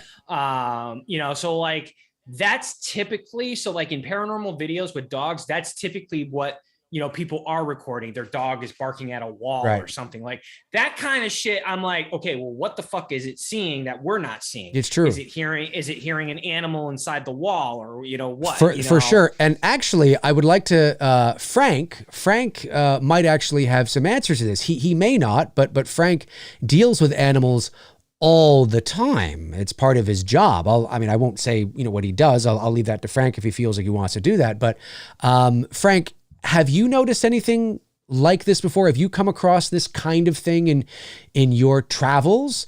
I'd be very curious to know what Frank has to say. Yeah, that would be. Yeah. He does say here. It's not the typical paranormal dog response. A dog, if it's usually barking. Yeah. When it, Yes, exactly. But like I said, it wouldn't surprise me if it was some sort of trick, or maybe not. Maybe he just had a cold bath. Right? Listen, have you taken a dog to the groomers and like washed your dog? I can tell you right now, I've seen dogs that have been bathed and just got out of the bathtub or whatever, and they're shaking, right? They're shaking. Sure. Maybe he was just bathed, right? That's a good point. Maybe he was just bathed and he's on the couch and he's dry, but his core temperature hasn't come up yet, right? You know what I mean? I've seen it. I've actually seen it. Wait. Let me pull that video back. Was there a towel? Was there a towel underneath the dog? Hold on. I don't know. Was there? Let me skip over Chewy Gooby. Let me know if you see a towel. But that's a possibility, because I have seen dogs. No, it looks like it's just like his the couch, sheets and pillows up. Okay. Because I have seen dogs been bathed. I've had a dog that been bathed and they get out and they're little, you know what I mean? Oh yeah, it happens. No matter, and it's not like you're bathing them in cold water. It's just that, you know, you wash them or whatever, and you know, they shake a little bit. Cold. Yeah, they're cold. And he's got very short fur. Did you notice that? His fur is very short. He's not a long-haired dog. It's not like a retriever. He's like a beagle or something. You know what I mean? He's got very, very, very thin, short hair. So yeah, I mean, it's interesting. Now, I hate seeing a dog like that. For sure, you know what I mean? for sure. You know, and looking at it at face value, yes, it does look like the dog. If you just take it at face value, it looks like the dog is scared. We associate shaking with being scared and nervous. Its eyes seem to be locked onto something that we can't see. Right. He's not visually. That's what it looks like. Right. He's not going for the dog bone. Now, again, if this guy is really smart, he would know that maybe this is part of the trick, right? Maybe the dog knows he can't go for the bone until he gives the command, right? We've seen that before. So what would the guy be using the bone for? The guy would be using the bone to show you that he's so scared, he's not interested in the milk bone. He's so scared. What dog wouldn't go for the milk bone? Well, a trained dog wouldn't go for the milk bone. We've seen it all the time that you can put a little treat in front of the dog. No. And now the dog wants it. Oh, the dog wants it. But until you give the command, you know, and you say something like, you know, I don't know, okay, or okay, you know, ooby gooby, or you know, whatever. Then the dog goes, right. It's called classical conditioning. And if you know how to train a dog through classical conditioning, this could be the situation here. Oh, the dog wants that bone. Don't fuck it. The dog is sitting there going, oh, come on, really? You're putting it right there. But he knows he can't until he says, you know, volleyball, or, you know, whatever, right? And then whatever the command is.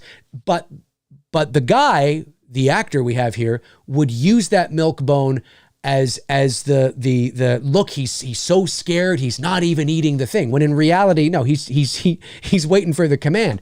Not saying that's what's happening here, but these are the things that if you got to think about, right? Because sure, we can take it at face value. You can watch that video and go, holy shit, the dog's so scared it must be a spirit. Really? Well, maybe, you know what I mean? But maybe not, you know. I tell you what, though, man, with the new dog that I got coming on the horizon here very soon, I won't be doing anything like that because I'll lose my fucking hand.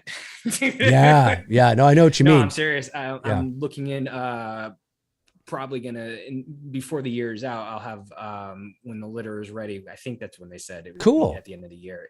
It's Rottweiler. Ooh, Rottweiler. Yeah. That's why I said I'm not gonna pull that shit with a Rottie. No. I'll lose my fucking hand. No.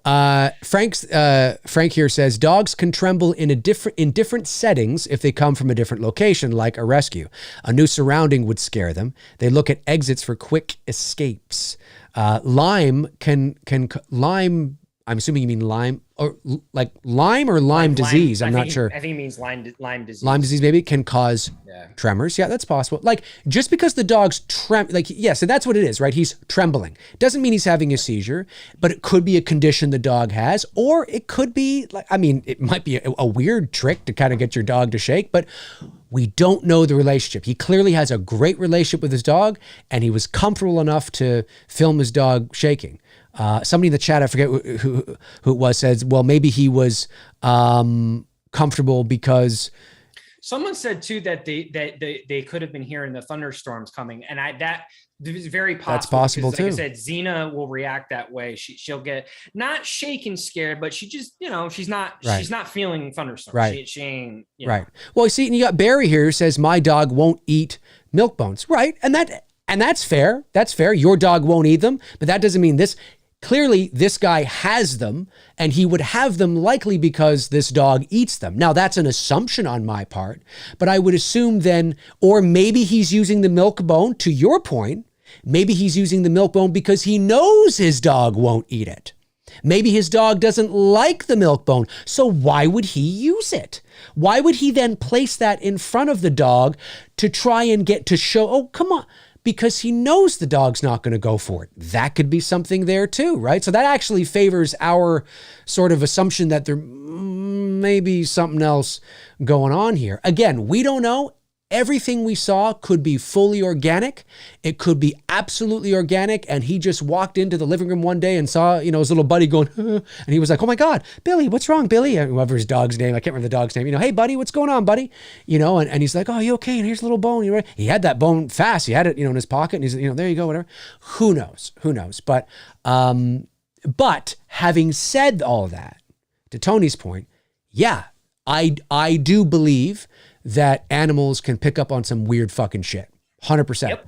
100%. Whether it's a cat or whether it's because they, but again, also too, you have to do your due diligence there too, because we've got rid of them now, but we had some mice in the walls at one point.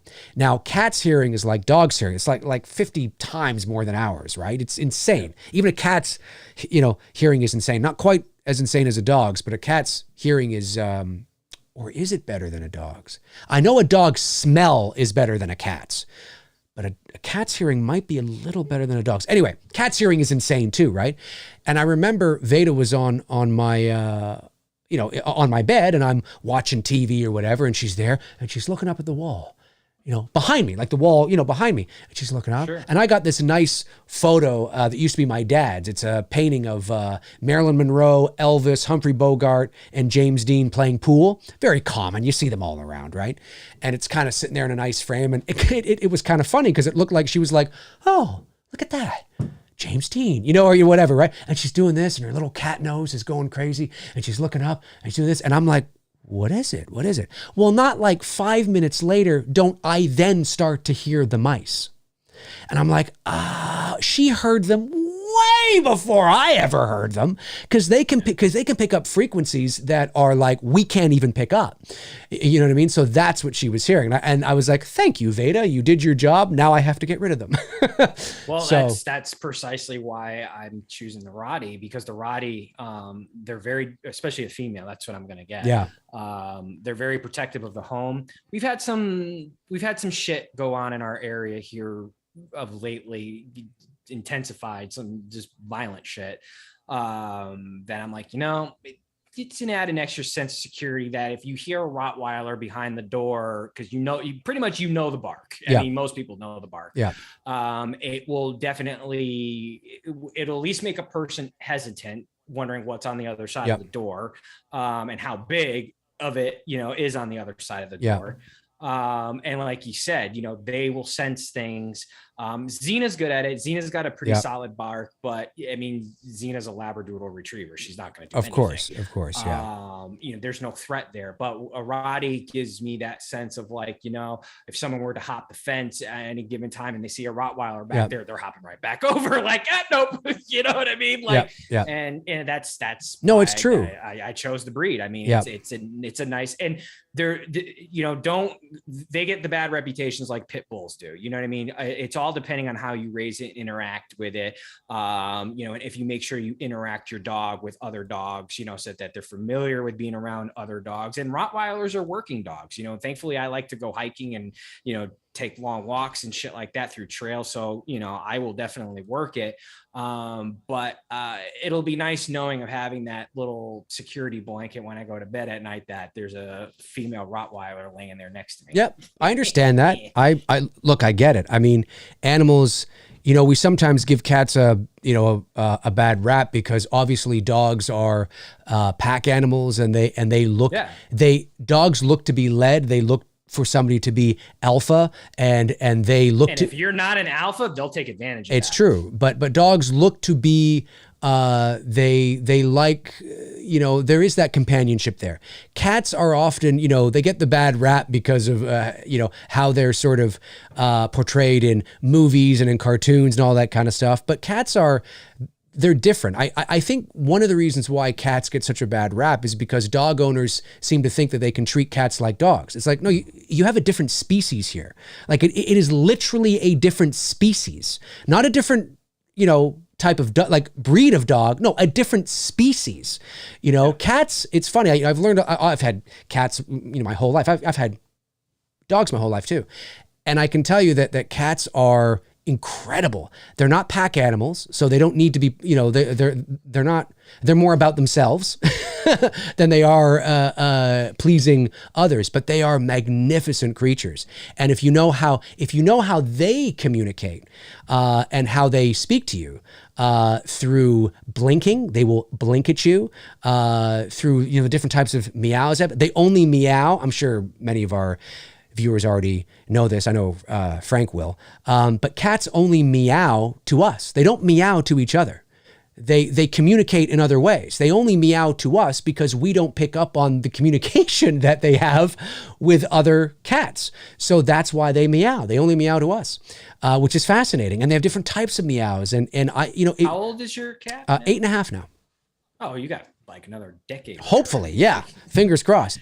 Take care of her. You should. Yes, yeah. exactly. And she's no other health ailments come up. No, yeah, exactly. And she's an indoor cat too. So, but it's cats. They're amazing, man, and they're predators. You see, dogs are not predators. Cats are predators, and cats are hunters, and they're amazing animals with such agility. And if you actually listen, cats will never be the most, dogs will always be number one for so many people, because dogs, like I said, they want to please you, right? They want to, they look for that alpha, they look to be led and all that. And I get that. And dogs are great, but. And they're loyal. Like I said, 100%. They're one of the most loyal dogs 100%. to your family. Yep. And from my understanding in my research on this, that Rottweilers, they will specifically get attached to one family member in the house. Yeah. You know what I mean? I mean, Yep. of course, that's not much with me. But Yeah, you know yeah. what I mean? Yep, Not owning one and through talking with other people, that's how loyal they are. Yeah. That they will die protecting their their owner. Yeah. No, it's dogs are great. Dogs are great. And, but cats, like I said, if you really actually, if you're looking to adopt a cat, you have to think to yourself, okay, I'm adopting a cat. I'm not adopting a dog. Therefore, I can't treat it like a dog. That doesn't mean you can't teach your cat tricks. You can. Veda, not so much now, but when I first adopted her, she would fetch. We would throw the mouse down the hall. She'd run after. She would run after it, get it, pick it up her mouth, come back, drop it in front of me, and I'm like, huh. So now she doesn't really do that anymore, and it's because I didn't keep it up with her. But every now and then she'll do it, and I'm like, you remember, you little lying son of a bitch. But she's great. She's great, and she'll hear shit. I'll be watching, I'll be in my basement watching TV, in the big TV. I'm watching a movie or whatever, and have the basement, window open or something, and she'll be on my lap, and she'll suddenly look to the window like this, and I'm like, well, she hears something. I don't fucking hear a thing. And I got the movie going. I got like, and she's hearing something outside over the fucking movie and surround sound. And sure enough, she'll like leap down and she'll go and she'll jump up into the window and she'll be out there and she'll be looking around like this. And sure enough, I'll hear like, a neighbor or something. You know what I mean? It's like amazing. They're amazing animals. If we understand our dogs and our cats, if we really take the time to understand them, pretty amazing indeed, for sure. All right, Well, that's what I mean. I mean, owning a dog like a Rottweiler is a lot of responsibility. If you think that you're just going to, put it out in the yard and let it do its thing and bring it back in, that you're going to have, no, this is a dog that needs to be from the time I get mine, until she's full grown, constantly interact with other dogs and people. So she's familiar with it. Okay. And that the only time she's ever going to become into defense mode is if I'm being threatened for something. And that's it. You know what I mean? And that's all I ever want out of her is like, if I'm in a situation where I need her to protect me because I'm, whatever, then that's it, because, if you don't interact your Rottweiler with other animals, other small dogs, I mean, we got indoor dog parks. We got, literally indoor dog parks where dogs can just romp around. That's amazing. With each other. It's like an amusement park. That's awesome. There's no excuse, you know what I mean? And if you choose not to interact your Rottie with, then yeah, it will be aggressive towards other animals because it's in its nature to do that. Right. It's going to protect, if all of a sudden, you bring a Rottweiler that's never been around other dogs for since its litter days, okay, and then all of a sudden you bring it around another, it's gonna do what it's instinctively that's what it's instinctively doing. It's protecting you. It's going into a defense mode. But it shouldn't go into a defense mode unless the situation warrants it. And that's through proper training, you know, and like you said, it's responsibilities. People don't want to. Too many people get dogs and then leave them chained up in their yard or at their kitchen table. It's look, our neighbor having had a Rottweiler and a boxer, and all he would do is just leave the fucking dogs out there fucking barking pisses till me 10, off. 10 o'clock at night, sometimes in January. Now, look, I may live in the South, but if you live down here in the South in January, it gets down to the 20s. Yeah. And it's like you're leaving your dog out there until 10 o'clock at night barking. It's, He's a nice neighbor, but bad animal dog management. Yeah. Real bad. Not a fan of it. yeah, too many people look, well, like kids, you know, and listen, like kids are more important. I get that. I'm just saying, I'm not saying animal. I'm just saying, but like kids, okay, like children, there's a lot of people in this world that should not have children, just as they shouldn't have pets. I hate to say it, okay, but there's a lot of fucking people that should just not be having kids because they're not responsible. They're not responsible. It's not because they're responsible. No, actually, no, I take that back. It is. I don't want the responsibility of raising a kid, and I admit that openly. Same. I do not want that responsibility. But it's so frustrating when there are, you know, you see children that are malnourished and abused and like in this country or in your country. I'm not talking about in some, you know, poor, village in Africa. I'm talking about here, you know, and from people that are parents that are neglectful and all that kind of stuff. And it's like, oh man, you know, and just like animals too, you know, it's a responsibility. If you want to adopt an animal or a dog or a cat or whatever, yes, cats are more independent. Yes, they are. Of course, dog is the more responsibility than the cat, 100%. But it's still a living creature in your home. You know, it's responsibility. It needs love. It needs attention. You know, when the cat comes over to you, don't fucking kick it away, whatever. Then don't have the fucking cat. Get rid of the cat. Get rid of the fucking cat, you loser. Like, what the fuck do you got it for then? You know? Anyway. It's true. Rant done. All right, let's go over to the chat room and see what you guys are saying. A couple of super chats came in.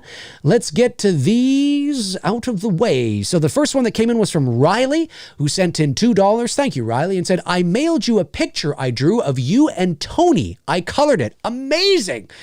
Well, very cool. I can't wait to see it.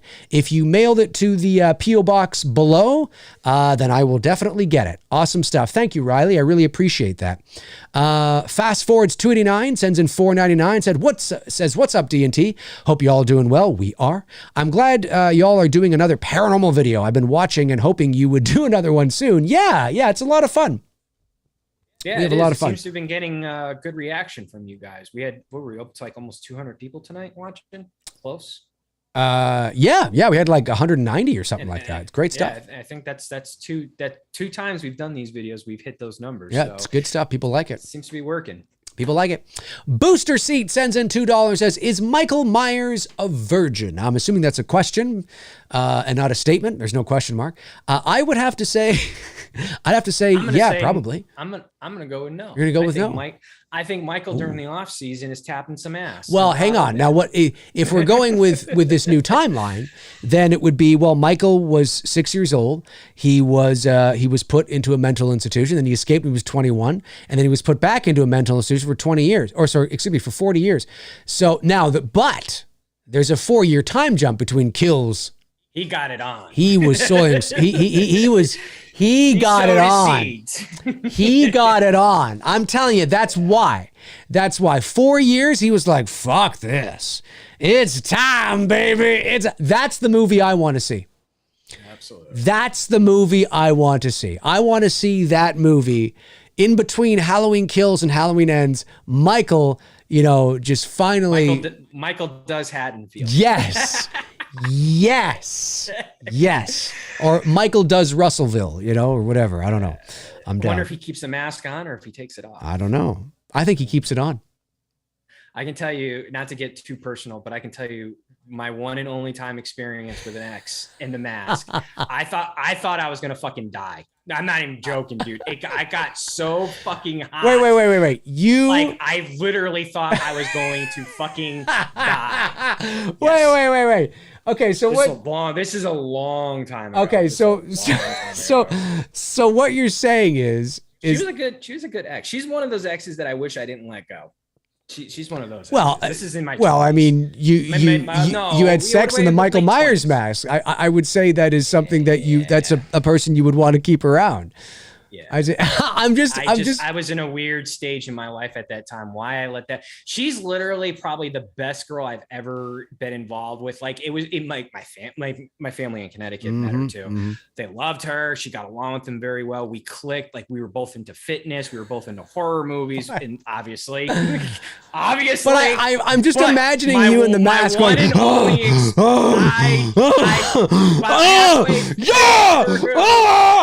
you feel it? Huh?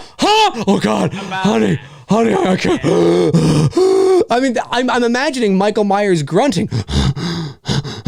Wasn't so much that. It just like it's hard to breathe in there. I mean, when you're doing something like that, it's extremely hard to breathe in there. It's like people think it's like, you know, you see these like videos, like these fantasy videos and stuff like that. Like, and it's no. Wow, that's funny, man. That's funny. That's a get like, but yeah, that's funny. And it was her idea. I can't take credit for that. It was her idea. Wow. So idea. She actually can say she initiated it. She went and got the mask off of it was on my dresser, I think. And okay. Well, so she actually might be the only person on the planet that can say she fucked Michael Myers. Well, Tony, but yeah. No. Hey, hang on. I'm just saying. I mean, I didn't finish with the mask on. I can tell you that. 'Cause like I said, I was getting close to blacking out. Like the tunnel was getting close, and I'm like, I gotta take this off. I'm gonna die. Were you in the jumpsuit? Is the question. No. just the mask. Yeah, so it wasn't full on like in like cosplay. Oh man, this is great. I love it. I opened up a can of worms. Whatever. See, like I say, we were in our 20s, late 20s, whatever. I know. No, this was last week. I wish, because in my 40s now, this is the kind of girl she would be the girl now in my 40s, knowing how she is as a person. I would probably marry her. Right. I would. She just. She's one of those ones I kick myself in the ass for. Right. Like, really hardcore kick myself in the ass. Like, I screwed it up. I let her go when I shouldn't have. I was just in a weird state of mind frame because it was just about when I was turned 30, and I was in that weird career trying to really get my career established and wasn't quite going the way I thought it was going. I mean, it sounds like lame ass excuses when you have a great person in your life, but it was a mask, no pun, but it was a mask that I was hiding behind. And yeah, I keep hoping that maybe she might stumble across Michael, because she's in a horror movie. So my hope is that maybe one day she somehow comes across your channel and sees that we're doing. What's her name? Kelsey. Kelsey what? Or do you not want to say the last name? That's okay if you don't want to say that. I don't want to publish. Kelsey, if you're watching, 555. Hit a boy up on Instagram. That's the number. 555. Hit a boy up on Instagram. Good night, everybody. Well, no, I mean, not to like get down and sour, but she ended up getting involved with a guy and moved out to Texas who was like, he abused the shit out of her. Okay. For this, like what her sister. It's not funny. I just mean, it's just the channels, And she had like a baby with him too. And like, so you start playing all those things in your mind, like, well, fuck, what if I had just stuck it out a little bit longer? She didn't get involved with that guy. And you know what I mean? Like, cause she went through the last time I talked to her sister, and this is before I even moved back to Georgia. This is when I was still in Connecticut. When her sister was telling me that story, it broke my heart. And I was, cause like, I felt like I know I wasn't responsible, but I feel in part responsible, right? Because if I had not broken up with her, she never would have been in that situation. Right. Never would have been in that situation. So I understand. Let me see here. Merrick S. or yeah, I think that's how you say that, sends in $5, says, can I come on McRae Live for my fan film called Halloween, The Nightmare Man? Our goal is $800,000, big budget What? and gore, food, catering, 5 sets, Indiegogo. Well, Merrick, the answer is going to be no. And the reason why is because I understand that some people like to, not that I have a huge platform, but some people like to, want to use my platform to help spread the word, which, and I'm totally down with helping people, but I've made a rule for myself that I have to have a relationship with the person. So I have to know the person.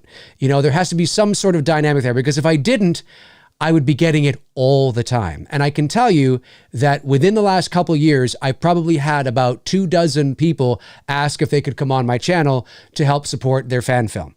And it's just, it's like, can you read my script kind of thing, right? The second you do it, somebody sees it and they're like, oh, well, maybe I could get on there. I'll just go to, it's not personal, dude. It's not personal. I don't know you. But unfortunately, the answer is going to be no. I have to stand by my principles on this. The reason why you saw Vincent DeSanti come on is because I know Vince. The reason, aren't you guys doing something together? we are, yeah, we're doing Dylan's New Nightmare, right? So, and then that would make sense. You have a relationship, rapport with. It would make sense. Or if it was James Grimm the other day or a couple of weeks ago, I know James. We've talked many times. I've been on his channel. I met him in person at the Halloween convention. Nice guy, and he's trying to step up his game, making films. So I was like, yeah, I don't mind, but I don't take requests. It's not personal. It's just if I started, I'm sure you can imagine. It'd be like, oh, you know what I'm saying? But I wish you the best of luck. I wish $800,000, eh? Don't tell Trankus that. Yeah, I always feel bad because there's usually about twice a month I'll get hit up with a message on Instagram to do someone's podcast, and it's not personal. I've said this a million times on doing this show with Dave. Right. I am the least social person there is. I don't like being in a social setting. I don't like being around people. And this is the honest God truth. And I'm going to lump Dave into this category, even though Dave and I have never physically met, but we are still friends in the virtual sense that, we're friends. We obviously, if we live closer, we do a lot more shit. Yeah. But we've been naked together. I can tell you this, Dave, No. Dave, this is serious. Dave, Devin, Mickey, and my brother Nick. Those are the only 4 dudes in my life. The rest of them are females, and it's just friends. Okay, it's not like in a dating sense. I don't gel with dudes. You know what I mean? I don't know what it is. It was like that for me in high school. I had very little guy friends. I had more female friends. Right. I was very selective on the guys that I would hang out with and be friends with. I just didn't click. So for me to jump on, I did it one time and I was just, I never found a comfort. It's not like with Dave. With Dave, I've been doing this with Dave for going on. We're starting our 4th year. It's crazy. It'll be 3. I think it's 3 years this fall. Technically, we've known each other for 4 years. We've known each other for 4 years, but we'll be starting our But when I did that one time, I was just not at ease, and I said, "That's it. I'm not going to do that anymore." No, it's understandable. Look, I don't. Unless I know Dave, you know what I mean? And if Dave said to me hey, dude, we're going to do this thing with Wham, and, we want you to come on as well. So that's different because I know Dave. So Dave's that buffer there to, I know Dave will make sure I'll probably be extremely quiet throughout most because that's just how I am. No, I mean, when I'm in a setting, I get it. I understand. When I'm around people that I've not really socialized, I am dead silent. Yeah. It's just, that's my personality. So, so going on to podcasts, it's not a personal thing. It's just, I don't like socializing with people. Listen, I know that sounds like I'm a dick. I don't mean it like that. It's just, it's my personality. You know what I mean? Yeah, no, look, it's completely understandable. And doing this kind of thing is, I do get asked to go on podcasts a lot. Obviously I can't go on everything. I'd love to, but I'm just so busy. So I pick and choose, I try to get on as many as I can. I think there might even be a couple I still need to respond to. And I'm flattered. I think that's awesome.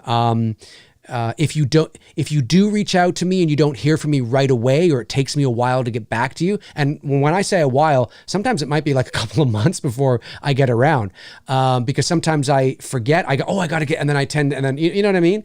And sometimes it's not that long either. So, but it's never personal. Like, it's not like I think I'm too big to go on your podcast. Not at all. Not at all. I've been on podcasts where people have had like 300 subs. You know what I mean? I'm flattered to do it if I can do it, and if I can make the time to do it and schedule the time to do it. But there are people that are comfortable being on camera or being, interviewed, and there are some people that aren't, and that's just the reality of it. I come from that kind of a background. I mean, I was doing this thing long before YouTube existed. I mean, I was on the radio, like Tony. I was on, we both were on the radio back in the day. I was on the college radio station. I was doing, voiceover. I've been in the business for 21 years now. YouTube, I just bring me to YouTube. You know what I mean? So this, how you're seeing me and all that, that's just how I am, and so I'm very comfortable behind a microphone. I always have been. It wasn't YouTube that made me comfortable behind a microphone. I was just that way out of the gate. But some people aren't. And some people are like, I don't know if I want to, they just want to do their, the show and that's it. And there's nothing wrong with that. It's not personal. It's just, the way it is. Even when you and I met all those years ago through YouTube, I think we would have known pretty quickly like this was not going to work. You know what I mean? Right. But because we clicked so well, and I mentioned that to Devin. I was like, dude, it was like me and Devin meeting. Yes. Like, from day one, Devin and I met. We just clicked as friends. We had the same common interest. Both loved horror movies. At the time, Smallville was on, so we were big Smallville fans. So we had that to talk about. So we had a lot and plus we were both into fitness, so we had a lot to work off of. And he's the same way. He doesn't really socialize with a lot of dudes. He had a lot of female friends. Along with his girlfriend, it just was easier to conversate. So when me and you met and we started kind of messaging each other, then we did one thing on your channel, one thing on my channel before I took it down. I think that's when we kind of knew like, hey, I think we could do this. You know what I mean? Like we've got a good rapport. Let's just, make a run at it and see what happens. So yeah, I mean, even though we've never physically met, it doesn't feel like that. That's right. Yep. You know what I mean? No, I agree. So I agree. Fast Forwards 289 sends in $9.99, says, Tony, with all the skulls and weapons and horror stuff in your house, you have nothing to worry about. Anyone that breaks into your house will go running for the hills. I wish that were the case, man. But it's we had a sad 29-year-old high school basketball coach, assistant football basketball coach. Okay. Pumping. This is not right around the corner. Yep. Pumping air in his tires. Not only does he get carjacked, he gets shot and killed while getting carjacked. I mean, it's getting so nutty, and especially here in Atlanta. I'm sure you guys see the news stories. There's not a day that's not going by with not some type of shooting and home invasion attempt, whatnot. And yeah, I mean, I get people's stance on assault rifles, but I tell you what, when it's me fending for my home against 3 or 4 dudes trying to come in, my assault rifle is going to do a lot of damage. You know what I mean? It hasn't hurt anyone. It's not going to hurt anyone. You know what I mean? Because I have no desire to go out and, hurt people. But I will do whatever I have to do to defend my home. And that first line of defense now, I don't want to just rely on a weapon. I want my dog. Love Xena. Xena's just not. I get it. She's not. So the Rottweiler is that it's going to be that first line of hopefully good defense where it will deter someone enough to say, I'm not going to take any chances. Now, if someone wants to take a chance and fuck around and find out, then that's when I'm going to load up Bertha and Bertha. I love it. I'm gonna load her up and be like, okay, come on in. Say hello to my little Bertha.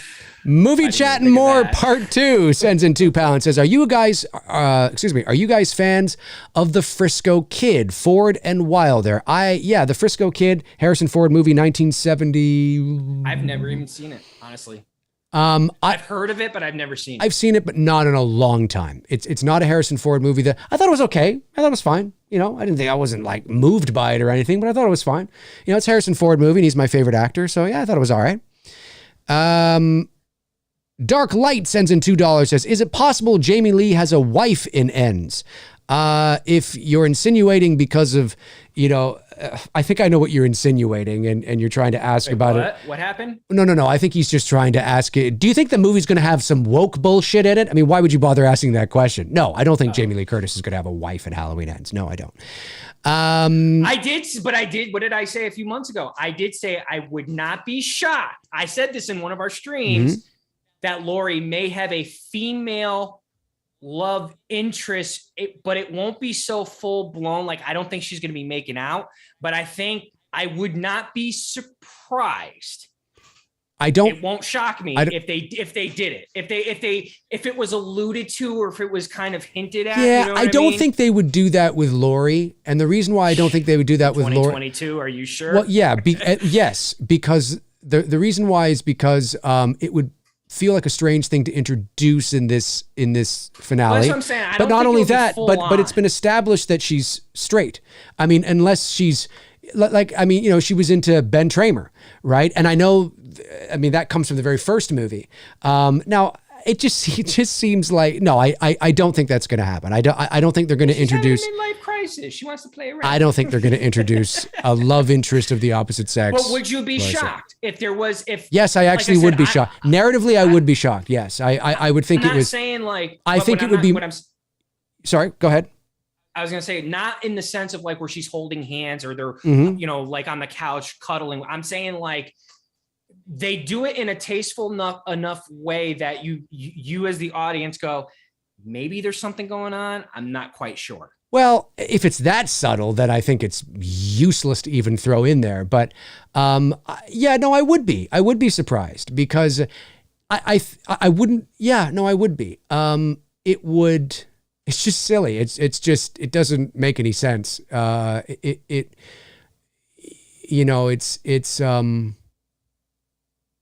yeah. 2022. Oh, I know, but with Laurie, no. I think if they were going to introduce that, they do it with Allison, and I don't think they're going to do it with her either. Oliver Mercer sends in £5 and says, "Hey D&T, would you, Dave, do a photo shoot with Tony?" Sure, absolutely. If so, what kind of shoot would you guys want to do? Ooh, I don't know. We'll do a Playgirl shoot. Yeah. Like a vintage. We'll get Dave in an old 70s mustache. Totally. I'll get fucking naked spready. We'll do like put baby oil on him as well too, so he looks all oily. Yeah, looks all oily. Just give me a couple of months to get pump some iron a little bit. Ripped. Yeah, get a little you know what I mean. And then I'll oil. And just to spit on Halloween fans, I'll have them wear the Roy Burns mask, not even the Jason mask. That's Roy right. Burns mask. That's right. Yeah, that's right. I actually watched that this week. Friday the 13th Part 5. I love going back to that movie from time to time. It's so stupid. A lot of people like that now. I think it's starting to come around a little bit. It really is. Yeah. Like it's got the best kills in the whole franchise, creatively. Right. You know what I mean? Like just creative kills. Yeah. From start to finish. And I guess Jason, whatever. Right. But from a Friday the 13th, on paper, it's got everything I want. Bunch of people getting fucking killed and makes no sense because I don't need it to make sense. And it's just it's a fun movie to watch. Yeah. No, it's definitely, even though Jason's not in it, I would say that it's the last remaining. It's still got that first 4 kind of vibe. Yeah. The feeling of it. Whereas when you get to 6, it pivots. It's a completely different feeling and vibe. It doesn't even feel like the first 4. I don't know. I get when I pop it in now because I watched it on VHS. Like I'm excited. I'm having fun with it. You know what I mean? Like I'm not like not that I ever dread watching a movie, but you know what I mean. There's some movies that like I'm just like I don't know. Like I'm trying to think of. Oh, what are we gonna probably watch here in the near future? Jason Takes Manhattan. I'm gonna dread every second Yeah, of that. we haven't watched that on the channel, have we? No, we haven't. So I mean, I got a feeling that's gonna be Jason on the Takes horizon. Vancouver? Yeah, like that will be a dreading moment for me. But Friday 5, it's a good time. We've done Friday 5, right? We have. Yeah. But we can always title it Revisited. Yes. We can always revisit films. That's true too. That's true too. Nothing wrong with a little revisit. Nothing wrong with a little revisit at all. Nope, I could not agree more. Let me see here. Kenny525 says, Dave, I want to listen to a really old voiceover of yours, maybe from an old commercial. Okay. I bet you your voice is a little bit higher too. Especially like if you were doing this since like the late 90s, early 2000s. Oh, back then I wasn't even doing it professionally. I was in college. I'm trying to think. I mean, are there any really old ones on my reel? Because as a voice actor, do you have any do you have any shit from like when you first started? Yeah, well, I know. Yeah, I'm trying to think of what it would be. I'd have to go into my. Hang on a sec here. Let me just go into my. Do I have that? Oh, hang on. Let me plug this in. Plug this in. This other external hard drive. I got to go into my. I don't know how far back, because you see, when you're doing voiceover, very early on, I used to, and if it's something really big, I always ask for a copy. So if I'm at a voiceover session, like for example, when I did a promo for It Chapter 1, that's obviously something I want. I'm like, Sure. I mean, I could try and catch it online or whatever on TV and try to download it, but which is fine, which is 9 times out of 10, that's usually where I am able to get it anyway. But I was able to get a copy for that. And in the past, if I'm doing something, not every voiceover I do, I ask for a copy, if I can get a copy. And now I'm not allowed to have a copy until it's actually aired. So because the first place where people have to see it is its intended medium. So once it's airing, then I'm allowed to have a copy and share it myself. So for example, with the It Chapter 1 spot, I couldn't share that if it hadn't been airing yet. You know what I mean? But I'm trying to think, I don't know how far back I have. It's bonkers how parallel our careers are, even though we do two different things. I can't share photos on my Instagram account from houses I shot until it's gone public and live for a listing. Right. There's a lot of homes that I shoot that I'm like, I just don't share because it could be empty. There's nothing really, there's nothing exciting about sharing an empty room. You know what I mean? I get a lot of those. And then there's some homes that I get that are, they're not $1 million homes. Yes. This is, I'm trying to wonder how I could play this. I think I could play this. This is, of course it'll be delayed. Oh no, Tony might hear it. No, I think it'd be delayed a little bit. That's all right. Anyway, so I have a file on my computer that says work from gigs, so work that I've done, right, from my gigs sessions. And there's, how many files are in here? 936, which isn't all the stuff I've done, but it's just in this file, this is how many are in here. Yeah. And I have a Netflix spot I did, but I don't know how old is that? Let me see here. 2011. So that's what, 10, that's 11 years ago. I have a spot I did for the Real Housewives of Vancouver. That's going back maybe 9 or 10 years. Yeah. I might be able to bring that up. Let me see if I can bring that up. This was from, this is like, God, let me see here. Let me see if I can bring this up. It's going to play next time. Okay, there we go. And they wanted more of a, let me move it over here. I have to move it over in this window over here. I don't know how this is going to go. Hang on a sec, guys. Going to go to the other screen here. Okay, there it is. And my little media player here. Okay, so this is, this is funny. This is a spot from the Real Housewives of Vancouver. So this would have been maybe 2012. Maybe you've seen this before. I don't know, because I have shared this kind of thing in the past, like when I do like a throwback Thursday or something. It's going back 10 years now. It's at least 10 years old. And when I was hired to be the the promo voice for the Real Housewives of Vancouver. So I was doing all of their commercials. I think it only lasted like 2 or 3 seasons.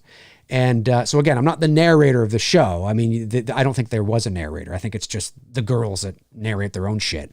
But I was doing all their ads, all their spots. And they wanted... It's not quite the horror trailer voice. So it's not quite the voice that I bring to like It Chapter 1 or to The Descent, but they wanted a little bit of that vibe to it. I guess that kind of that deeper sort of gravelly vibe to it. So that's what I gave them. So let me just, I'll play that for you. I don't know. Maybe you guys have seen this. I'm not entirely sure, but here you go. 1 second here. Oh, where's my fucking cursor? I have like 3 screens here. And oh, that's why. Hang on. Oh, there we go. Okay. Here we go. On the Real Housewives of Vancouver. Show you what's been downloaded. Whatever. You think that's pretty? Doesn't matter. What, stupid? There goes my pedicure. $35,000 on a horse is money very well spent, especially when it's not my money. Thank you. So the last time you saw me, This is one where I'm not talking too much. I might be at the front and the bumper, and that's it. I'll pick another one. Like, I'm done. I am done. The Real Housewives of Vancouver, new regular time. Wednesday at 10 exclusively on Slice. Yeah, that's one where I'm just at the front and back. Let me see if I can play one. Maybe it's... Where is it here? Maybe it's this one. This one? Let's try this one.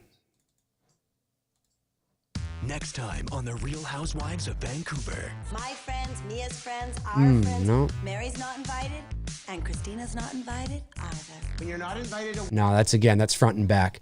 Let me see. Front and back. I thought I had one where... God, I got a lot of them here. It's hard for me to know which one is...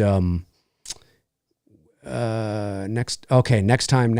Okay, if I'm playing the next times, I'm probably just the front and the back. This one maybe? God, this looks old.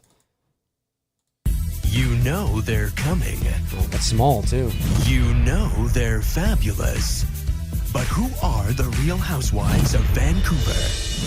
Be the first to know by following us on Twitter and Facebook.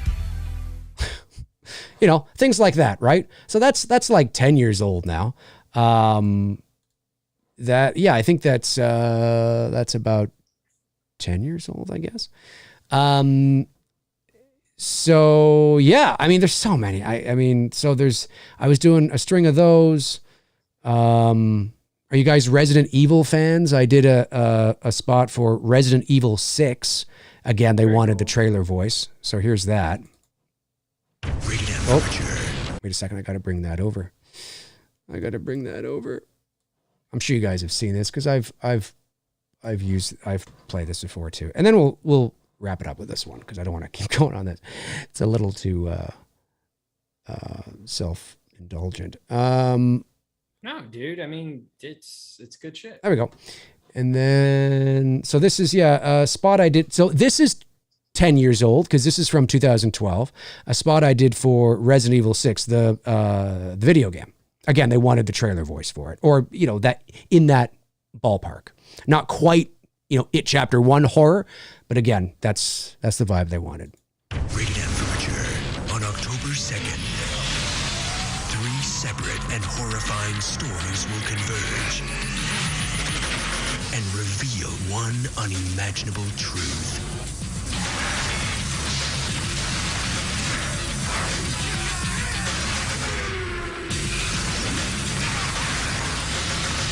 Resident Evil 6 in stores October 2nd. Pre-order now. There you go. Resident Evil 6. Resident Evil 6. So yeah. So hopefully that at least, I mean, again, those are, I'm trying to think if it would take me a while to find if I have any from like 2005 or 2006. I probably do. P. Rich says, I'm from Canada and I never heard of it. Dave, would you ever go on Big Brother Canada? Well, funny you mentioned that because I was also the promo voice for the first season of Big Brother Canada. Nice. I wonder if I have a spot for that. Do I have a spot for that? Where's Big Brother Canada? Where is Big Brother? Oh, here we go. Here's a spot for Big Brother Canada. The house is built. The cameras are wired. And now it's time to meet your host. I'm Marissa Cox, and I'll be with you every step of the way. Big Brother Canada premieres February 27th, only on Slice. It's the coolest season ever. There you go. And there's a bunch of those. I have a bunch of those on here as well. So, yeah. So there's some, I mean, and again, that Big Brother spot was from 2000. Well, when was the first season? 11, 12, 13, somewhere around there. So there's a few anyway. Again, I mean, there's a lot. It would take me a while to try and find one that was from 17 years ago or 18 years ago, or whatever. But they're there. Pretty fun indeed. All right, now enough about me. Let me see. A couple of super chats came in. Let me see. Oh, did we describe? No, we were joking around about the photo shoot, but what photo shoot would we do? I think a Halloween one would be kind of cool. Yeah. I mean, that would be a With safe you. play. Yeah. Craft the lighting and get you to shoot me as like the shape or whatever. I think that'd be awesome. Yeah. That'd be really cool. That'd be a lot of fun to get you to do that. That'd be the last time I ever do it. That's right. And I'll be naked. Anyway, good night, everybody. That's my one exception to doing if I would ever do a horror shoot again would be if Dave wanted me to do him dressed as Michael. Right. Exactly. Fast forwards 289. Did I get the, because we were showing, oh, no, wait. There was one. Okay, so the next one here is Movie Chat and More. It says, Dave, I know you think I'm an argumentative prick, but I still love you, dude. I hope we all enjoy End's trailer. I don't think you're an argumentative prick. I don't know why you think that, but I don't think that. Yes, but I do hope that we all enjoy the Ends trailer. I could not agree with you more there. Hopefully we enjoy the Ends trailer. And thank you for the super chat, Richard. Appreciate it.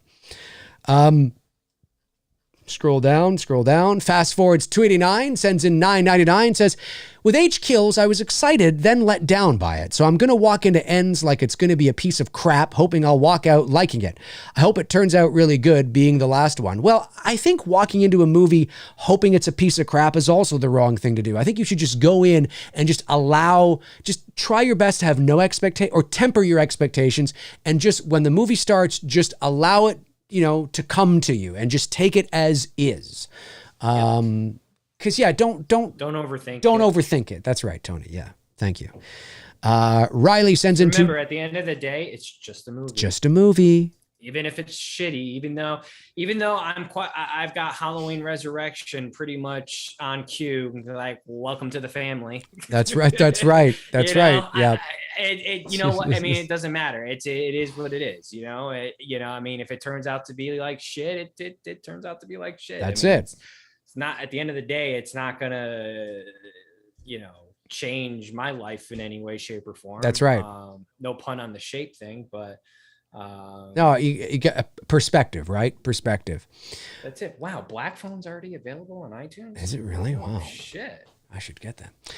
Riley sends in $2 and says, how your voice get that low and smooth? Well, the trailer voice is like, I do have, maybe I can bring that up for you.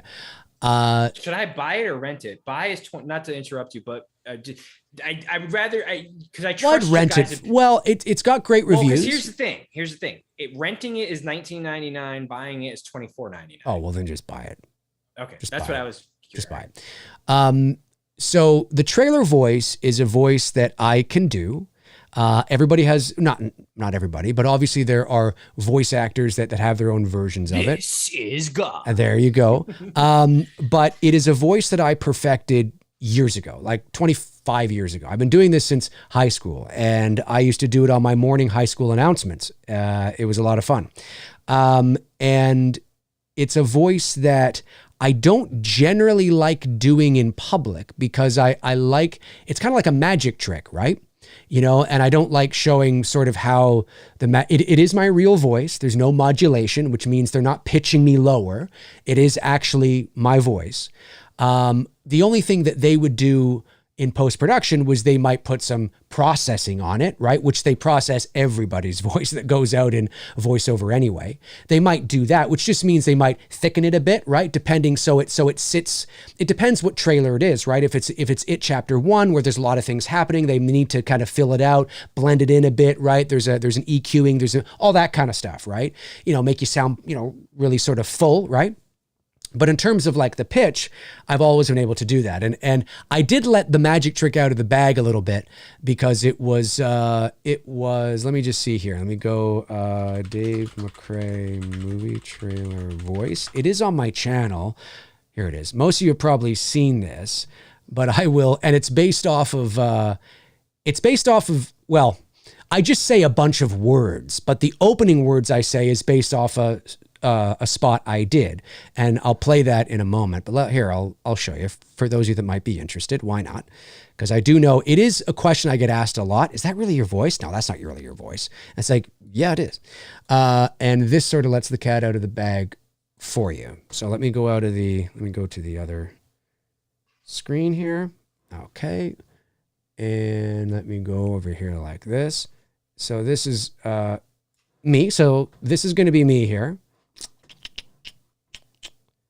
And this is me in my hallway, just doing you and your hose. Me and my hose. It's just me and my hose. It's me in my hallway, speaking into my phone, looking at the camera. But this is just me doing the voice. I'm just doing the voice. And then I'll play spots. I think the opening I say, we all have them. Our eyes, our speech. It's something like that. And it's from an actual script I did read for a spot. Anyway, here you go. We all have them. Encounters with people who seemed a little off.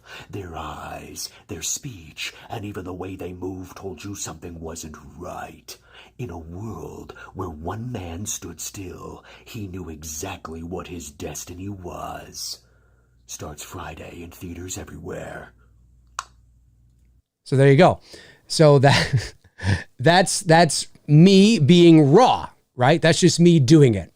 And where that comes from is the opening there, their eyes, their speech comes from one of my favorite promos I've ever done, which was for a movie channel I used to be the voice of called Encore Avenue. And Encore Avenue is now defunct because Bell Media bought out well, there was a bunch of channels that were sort of being restructured and revamped, and Encore Avenue, which was a movie channel, kind of kicked the bucket. So me as the voice of the channel, obviously there's no channel to be the voice of anymore. But I was the voice for about 7 or 8 years, and one of my favorite spots is that spot where I got that from. Or the script, where is it here? I'm looking for Richard Dreyfuss. There he is. We've all had them. There you go. Encounters with people who seemed a little off. This is nuts. Their eyes, their speech, and even the way they moved told you something wasn't right. You're hiding something. That's because they were aliens. Our world is a better world. Every night this weekend, Encore Avenue presents movies that will confirm your suspicions of aliens amongst us. Get out while you can. Alien Encounters, Friday to Sunday starting at 9. This is a flying saucer. On Encore Avenue. So there you go. So get Tony back here. Shit. There he is. So yeah. So that's again. So that would have been that would have been EQ'd, a bit of processing in there to fill it out, because obviously that's what they do with everybody. It doesn't matter if you're Don LaFontaine or if you're me. Boy, that many actors are in Alien Encounters. Huh? I don't know. I just saw like a. Oh no! It's a bunch of clips from different Alien Encounter movies. Okay. It's not. Yeah. I was just like, wait. No. Like No. it's one movie. I was gonna say, when did all these actors get together to do this movie? Right. No, it's not. Damn. Yeah, it's not. It's not the. It's not the same film. But it was a thing they were doing. Like it was like Alien Week or something. You know what I mean? And they wanted to have a bunch of movies where they did that, and I loved it. That was one of my favorite jobs I've ever had. as a voice actor, as being the network promo voice of Encore Avenue. It wasn't just that the scripts were so good and that I had a lot of fun. And it wasn't just the trailer voice. Like I would do the trailer voice for some spots, and then I would just be me for some other spots. You know what I mean? Like, hey man, next on Encore Avenue, like, that kind of stuff, right? But because I'm versatile, I can do many different types of reads, which probably was one of the reasons that got me the job. But it was the people. I really liked working with the people. The people were fantastic. And so I miss it. But unfortunately, when a merger took over, it was kind of like, we're just going to axe that channel. It was like, oh, that's too bad. But it was a lot of fun. So, and now that spot that you saw there is probably about 9 or 10 years old now too. So, but yeah, so yes, the trailer voice is me. I can do it, but I don't like to do it live or on the show, or because it's like a tool of mine. It's like a magic trick. I like to kind of, you know what I mean? I like that. Sure. Anyway, all right, let's move on. It's 2:14. Okay, you want to take this to 2.5 and call it a night? That's fine. Yeah, might as well. Yeah. Mohammed Nabil sends in 25. Thank you, Mohammed, and says, I asked Dave last stream, so this is for Tony. If you're a reader, Tony is a reader for sure. Oh, well, I don't know if you read fiction or not, but you definitely like to read books. I do. Okay, cool. If you're a reader, do you have any interest in Michael Mann's novel follow-up to Heat? I've had so many people suggest Michael Apparently it's a prequel. I've never read any of his books. No, it's apparently a prequel to Heat. Okay. I can't say for sure that I will have any desire to read it.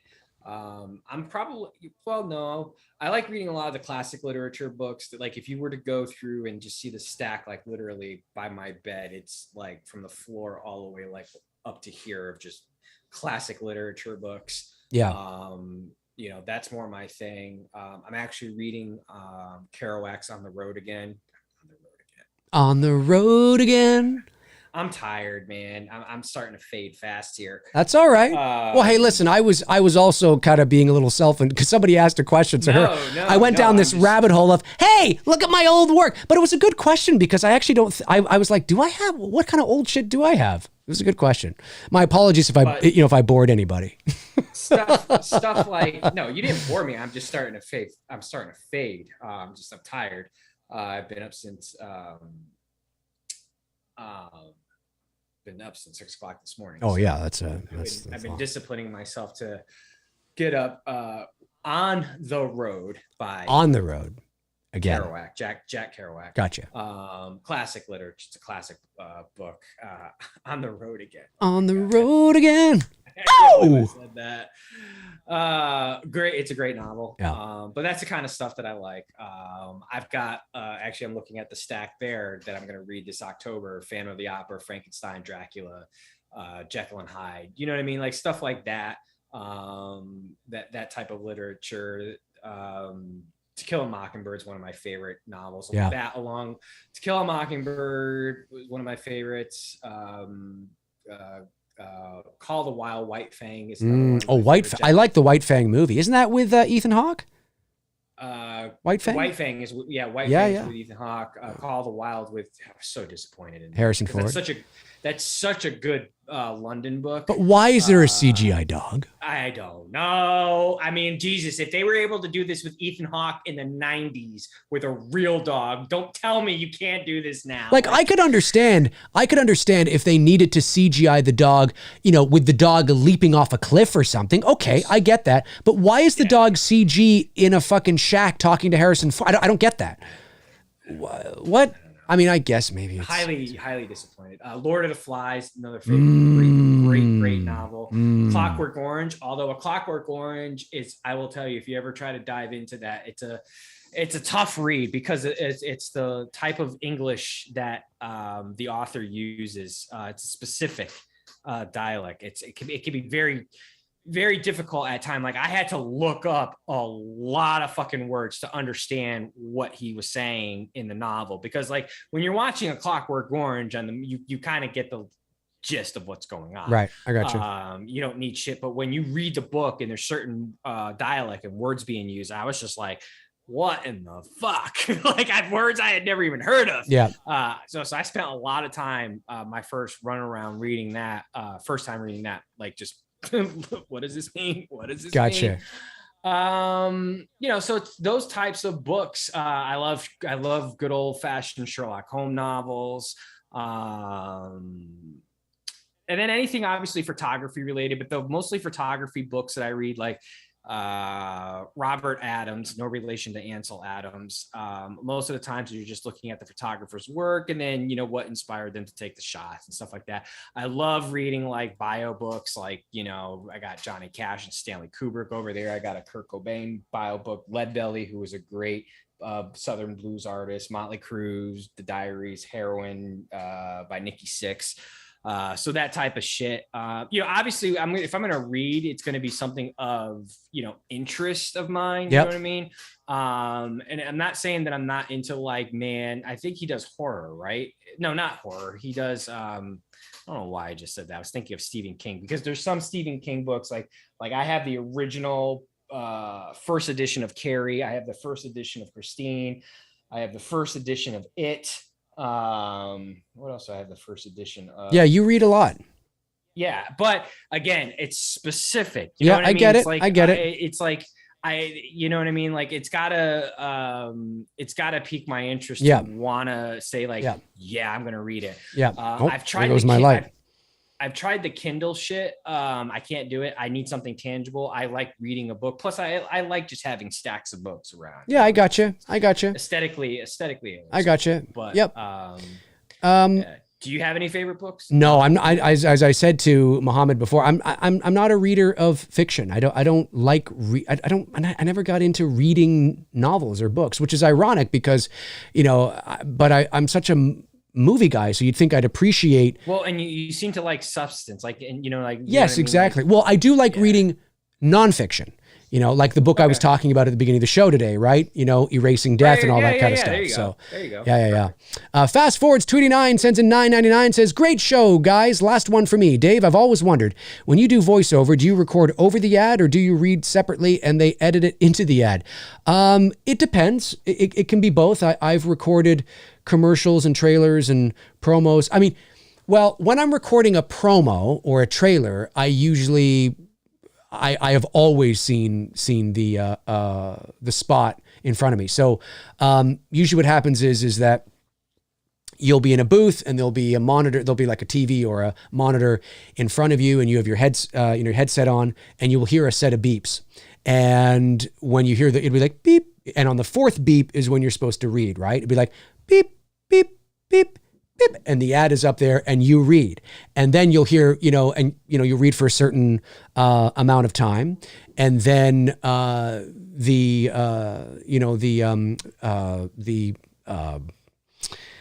dialogue will come up from the spot, like if it's a promo or like whatever it is, so you can't be talking over that, and then you'll start to hear beeps again, which is your fucking in is coming, right? Beep, beep, beep, beep, and then you start to read again. So usually that's how promos and that's how promos usually work, but not all the time. I've also done promos where I'm watching the ad and I just get a sense of the ad. I can hear the ad in my headphones, and there are no beeps. I just am sort of doing it kind of instinctually, and I kind of feel it out. I've done it that way as well. But yeah, usually with promos and trailers, I'm usually always seeing the spot. You know, when I went in to do It, I could see it, all the other shit too.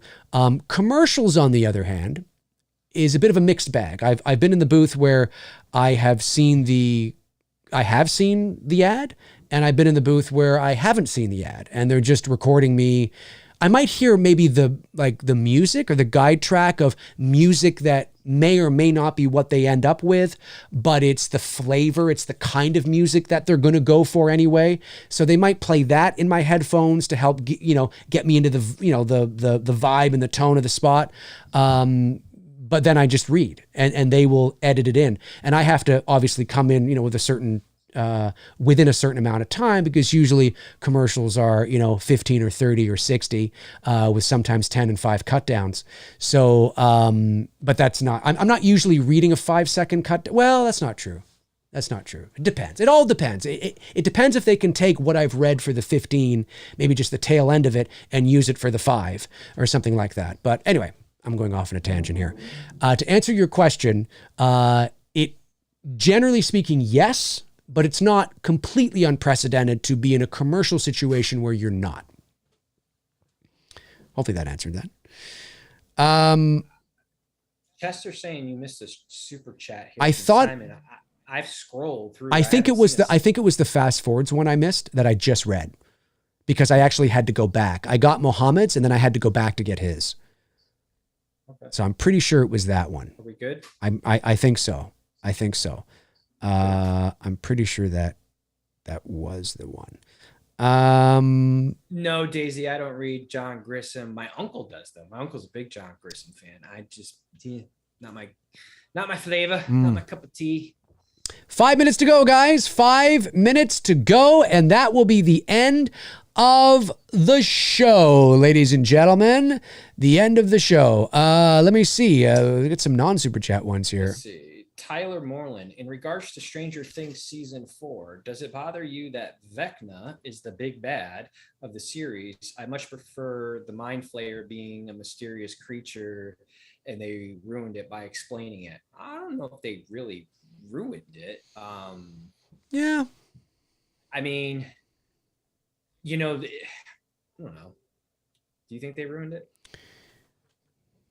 I don't think so. I mean, I don't think they've peaked too soon. I think, That's what I was thinking. Like, we're not quite there. I think where they're about to go off into the sunset here, I think it's good. You know what I mean? Like, I think they're ending it because, the thing with the I didn't dawn on me until I was like, oh yeah, they could do this. They could literally come back and pick up in the 90s, 10 years from now if they wanted to, because these kids are still young. If they don't kill off characters. For sure, for sure. But like I said to you, I hope they don't do that. Now, again, the famous last words, watch they'll do it, and it'll be a huge success, and the show will be amazing. Yeah, right, exactly. and the show will be amazing. But like I said last week, one of the things that I began to notice is that I like come on, we could see Max and 11 rocking out to NSYNC in the Backstreet Boys. It's true. And look, I really enjoyed season 4. I did. I really enjoyed it. And it's my second favorite season, for sure, hands down. It's really good. It's really good. But I just started rewatching season 1 again. And there's something really special about that first season. And I know what it is. And I explained it last week, and I think I explained it the week before. It is that real sort of, it is the perfect and quintessential encapsulation of what they were trying to do. Stranger Things was, in its heart, at its core, was a tribute to 80s kids movies like this, like Stand By Me, The Goonies, Monster Squad, and you throw in a bit of Stephen King, you throw in a bit of, Steven Spielberg, you throw in a bit of John Carpenter. You know what I mean? It was, and the kids were so good and so charming. It was a certain time, it was like 12, 13 before they went to high school, and they, cared about it. It was just perfect. It was exactly what it was. It's not that the show's not still good. It has evolved, which is really good. But I think, for me anyway, I think the show's lost a bit of its charm. And that's not to say the show's bad. I'm not saying that. I just think that when you go back and we just started watching again the first season just right away. Same. Man, it is so good. It is so, those kids are so good. And they've done such a good job at creating that time frame of tipping their hat to what they were tipping their hat to. And it actually made me realize that, now it's too late anyway, but for years there was always, there should be a Goonies 2 with Sean Astin returning this. Nah, it's over. No, it's over. It's done. If there were to be a Goonies 2, it should have happened in 87, 2 years later. It's no way. It's over. I don't want to see a bunch of fat guys running around trying to, find, pirate ships. I mean, it just does. It's like the Ghostbusters, right? It was nice to see them in their suits, but it wasn't. It's nice, right? It was nice. It was a great movie. It was nice. But it's sometimes, I mean, if you want to make a Goonies where like Sean Astin and, Feldman, they show up and they make a cameo. Oh, okay. But I just think that the older these Stranger Things kids get, the less and less charming it's going to be. It's going to be something different. It's no longer what they were tipping their hat to. It becomes something else, which isn't necessarily bad. 90210. Right. Which isn't necessarily bad, but it becomes something else. Because when you get to a certain age, you know, your life changes and the things you care about change and the things that you're into change and the focus changes. And naturally, because you're growing up, you know, you develop breasts, you go through puberty, you get, you know, all these things, right? So it just, you watch that first season and it's like that, it feels like it came from the 80s. That's how fucking good that first season is.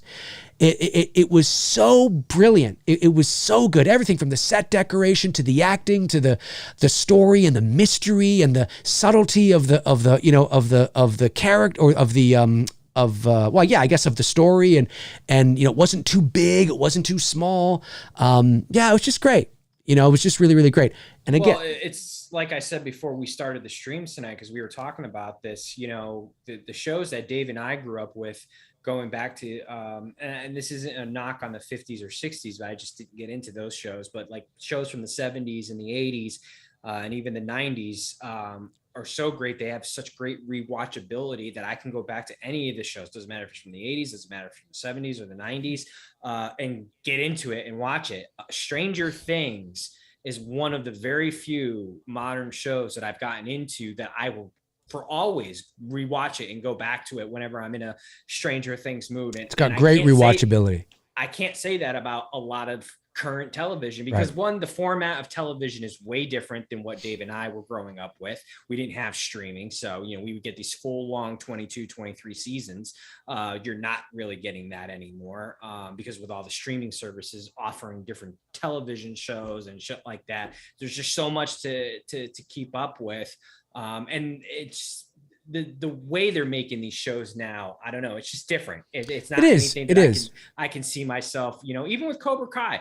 And you all know how I feel about Karate Kid. That's my movie. Yeah. That is my Mount Everest of favorite films. Yeah. I haven't gone back and rewatched Cobra Kai. Yeah. I mean, either. Come out, you know what I mean? Like I watched it. I loved it. I've enjoyed it. I'm looking forward to the conclusion here because I think they're doing 2 more seasons, this 5 and 6. I think that's a good ending mark for them as well too.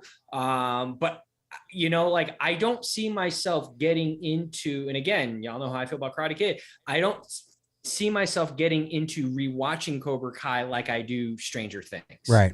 Well, yeah. It does make sense. It's, you know, and again, I don't want to speak for the Duffer Brothers, but I can imagine when they were pitching this idea to Netflix, what was it, right? So tell me in a log line, or tell me, not a log line, that's too short. Tell me in a synopsis, you know, what is this about, right? You know, what's your pitch?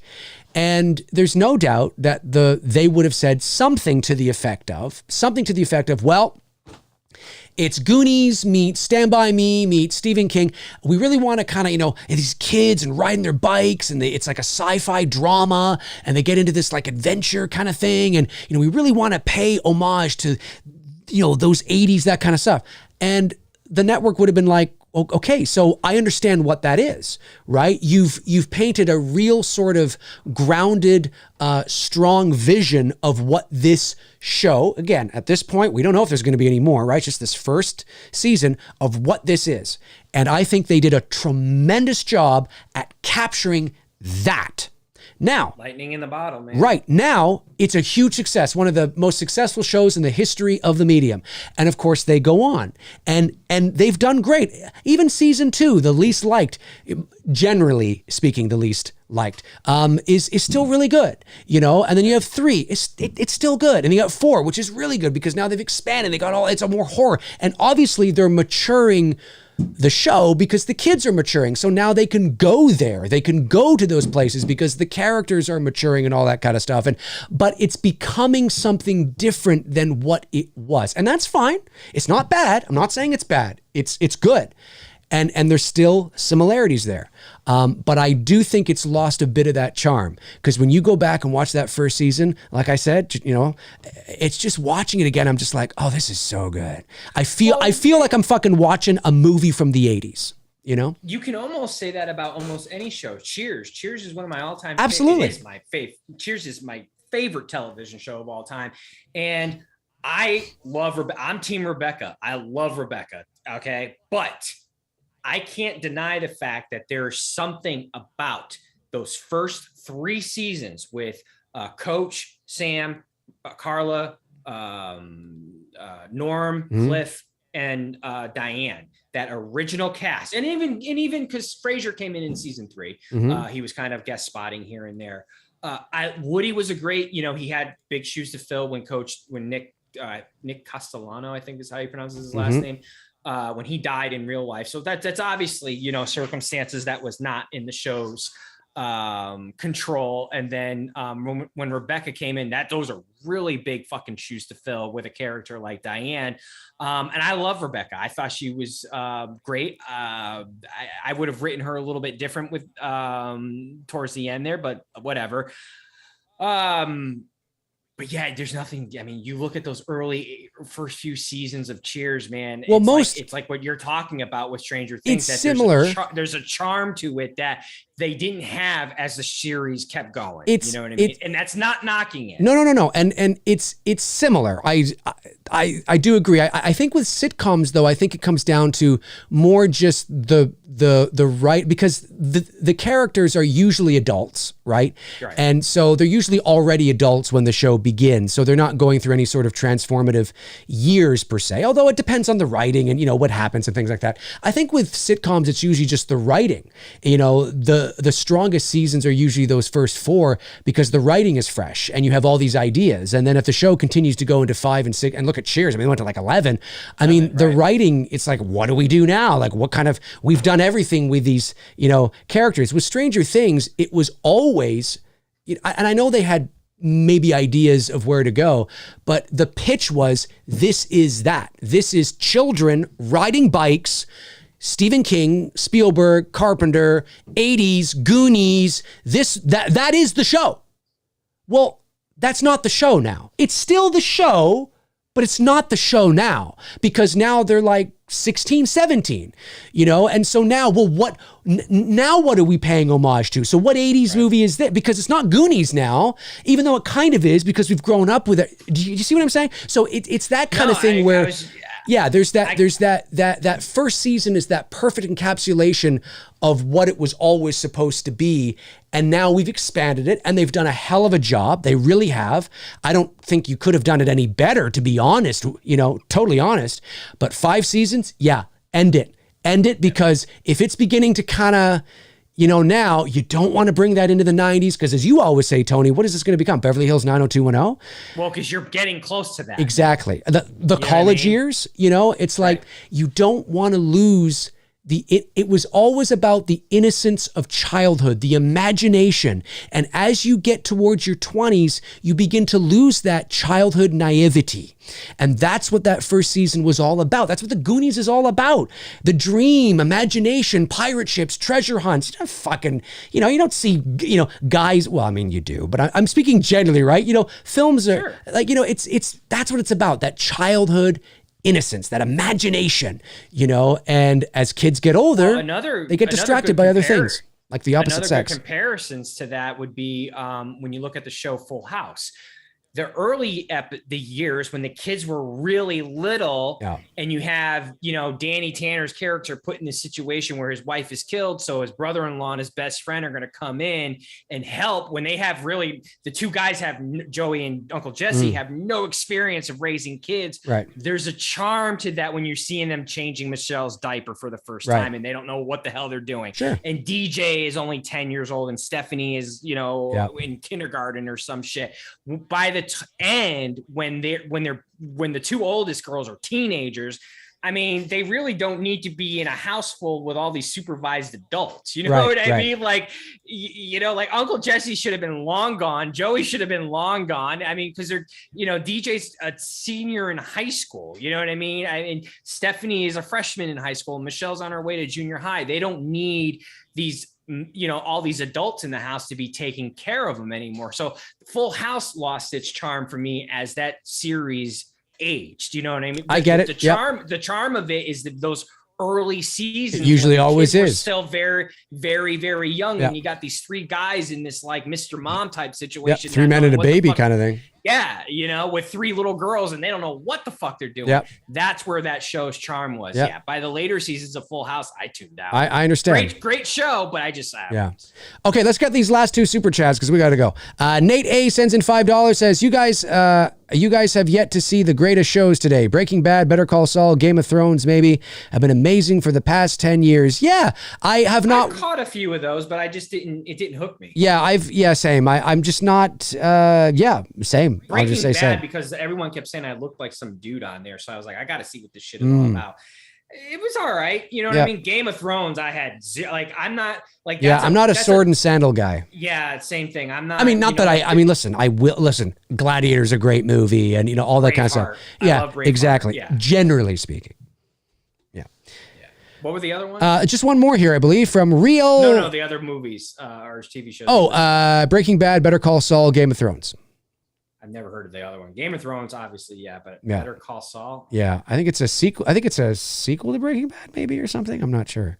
Prequel? I don't know. Real Reveal sends in 279, says, what are your thoughts on 2.5 Men? Men. It was great with Charlie. It sucked after Charlie. Men. Yeah, And it was again, great with that's Charlie actually- Sheen. That's another good comparison.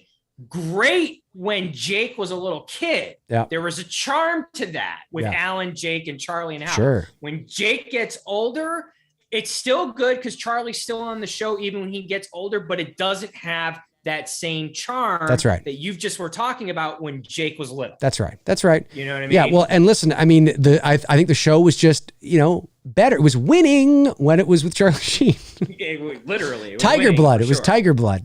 Yeah. All right, folks, listen, that's going to do it for Tony and I here on this episode of Two Dudes and Some Ozark. Bullshit. Yeah, that's a great one. Yes, Daisy. Yes, that is a good. Ozark. I've heard of that. Haven't watched it yet. Great show.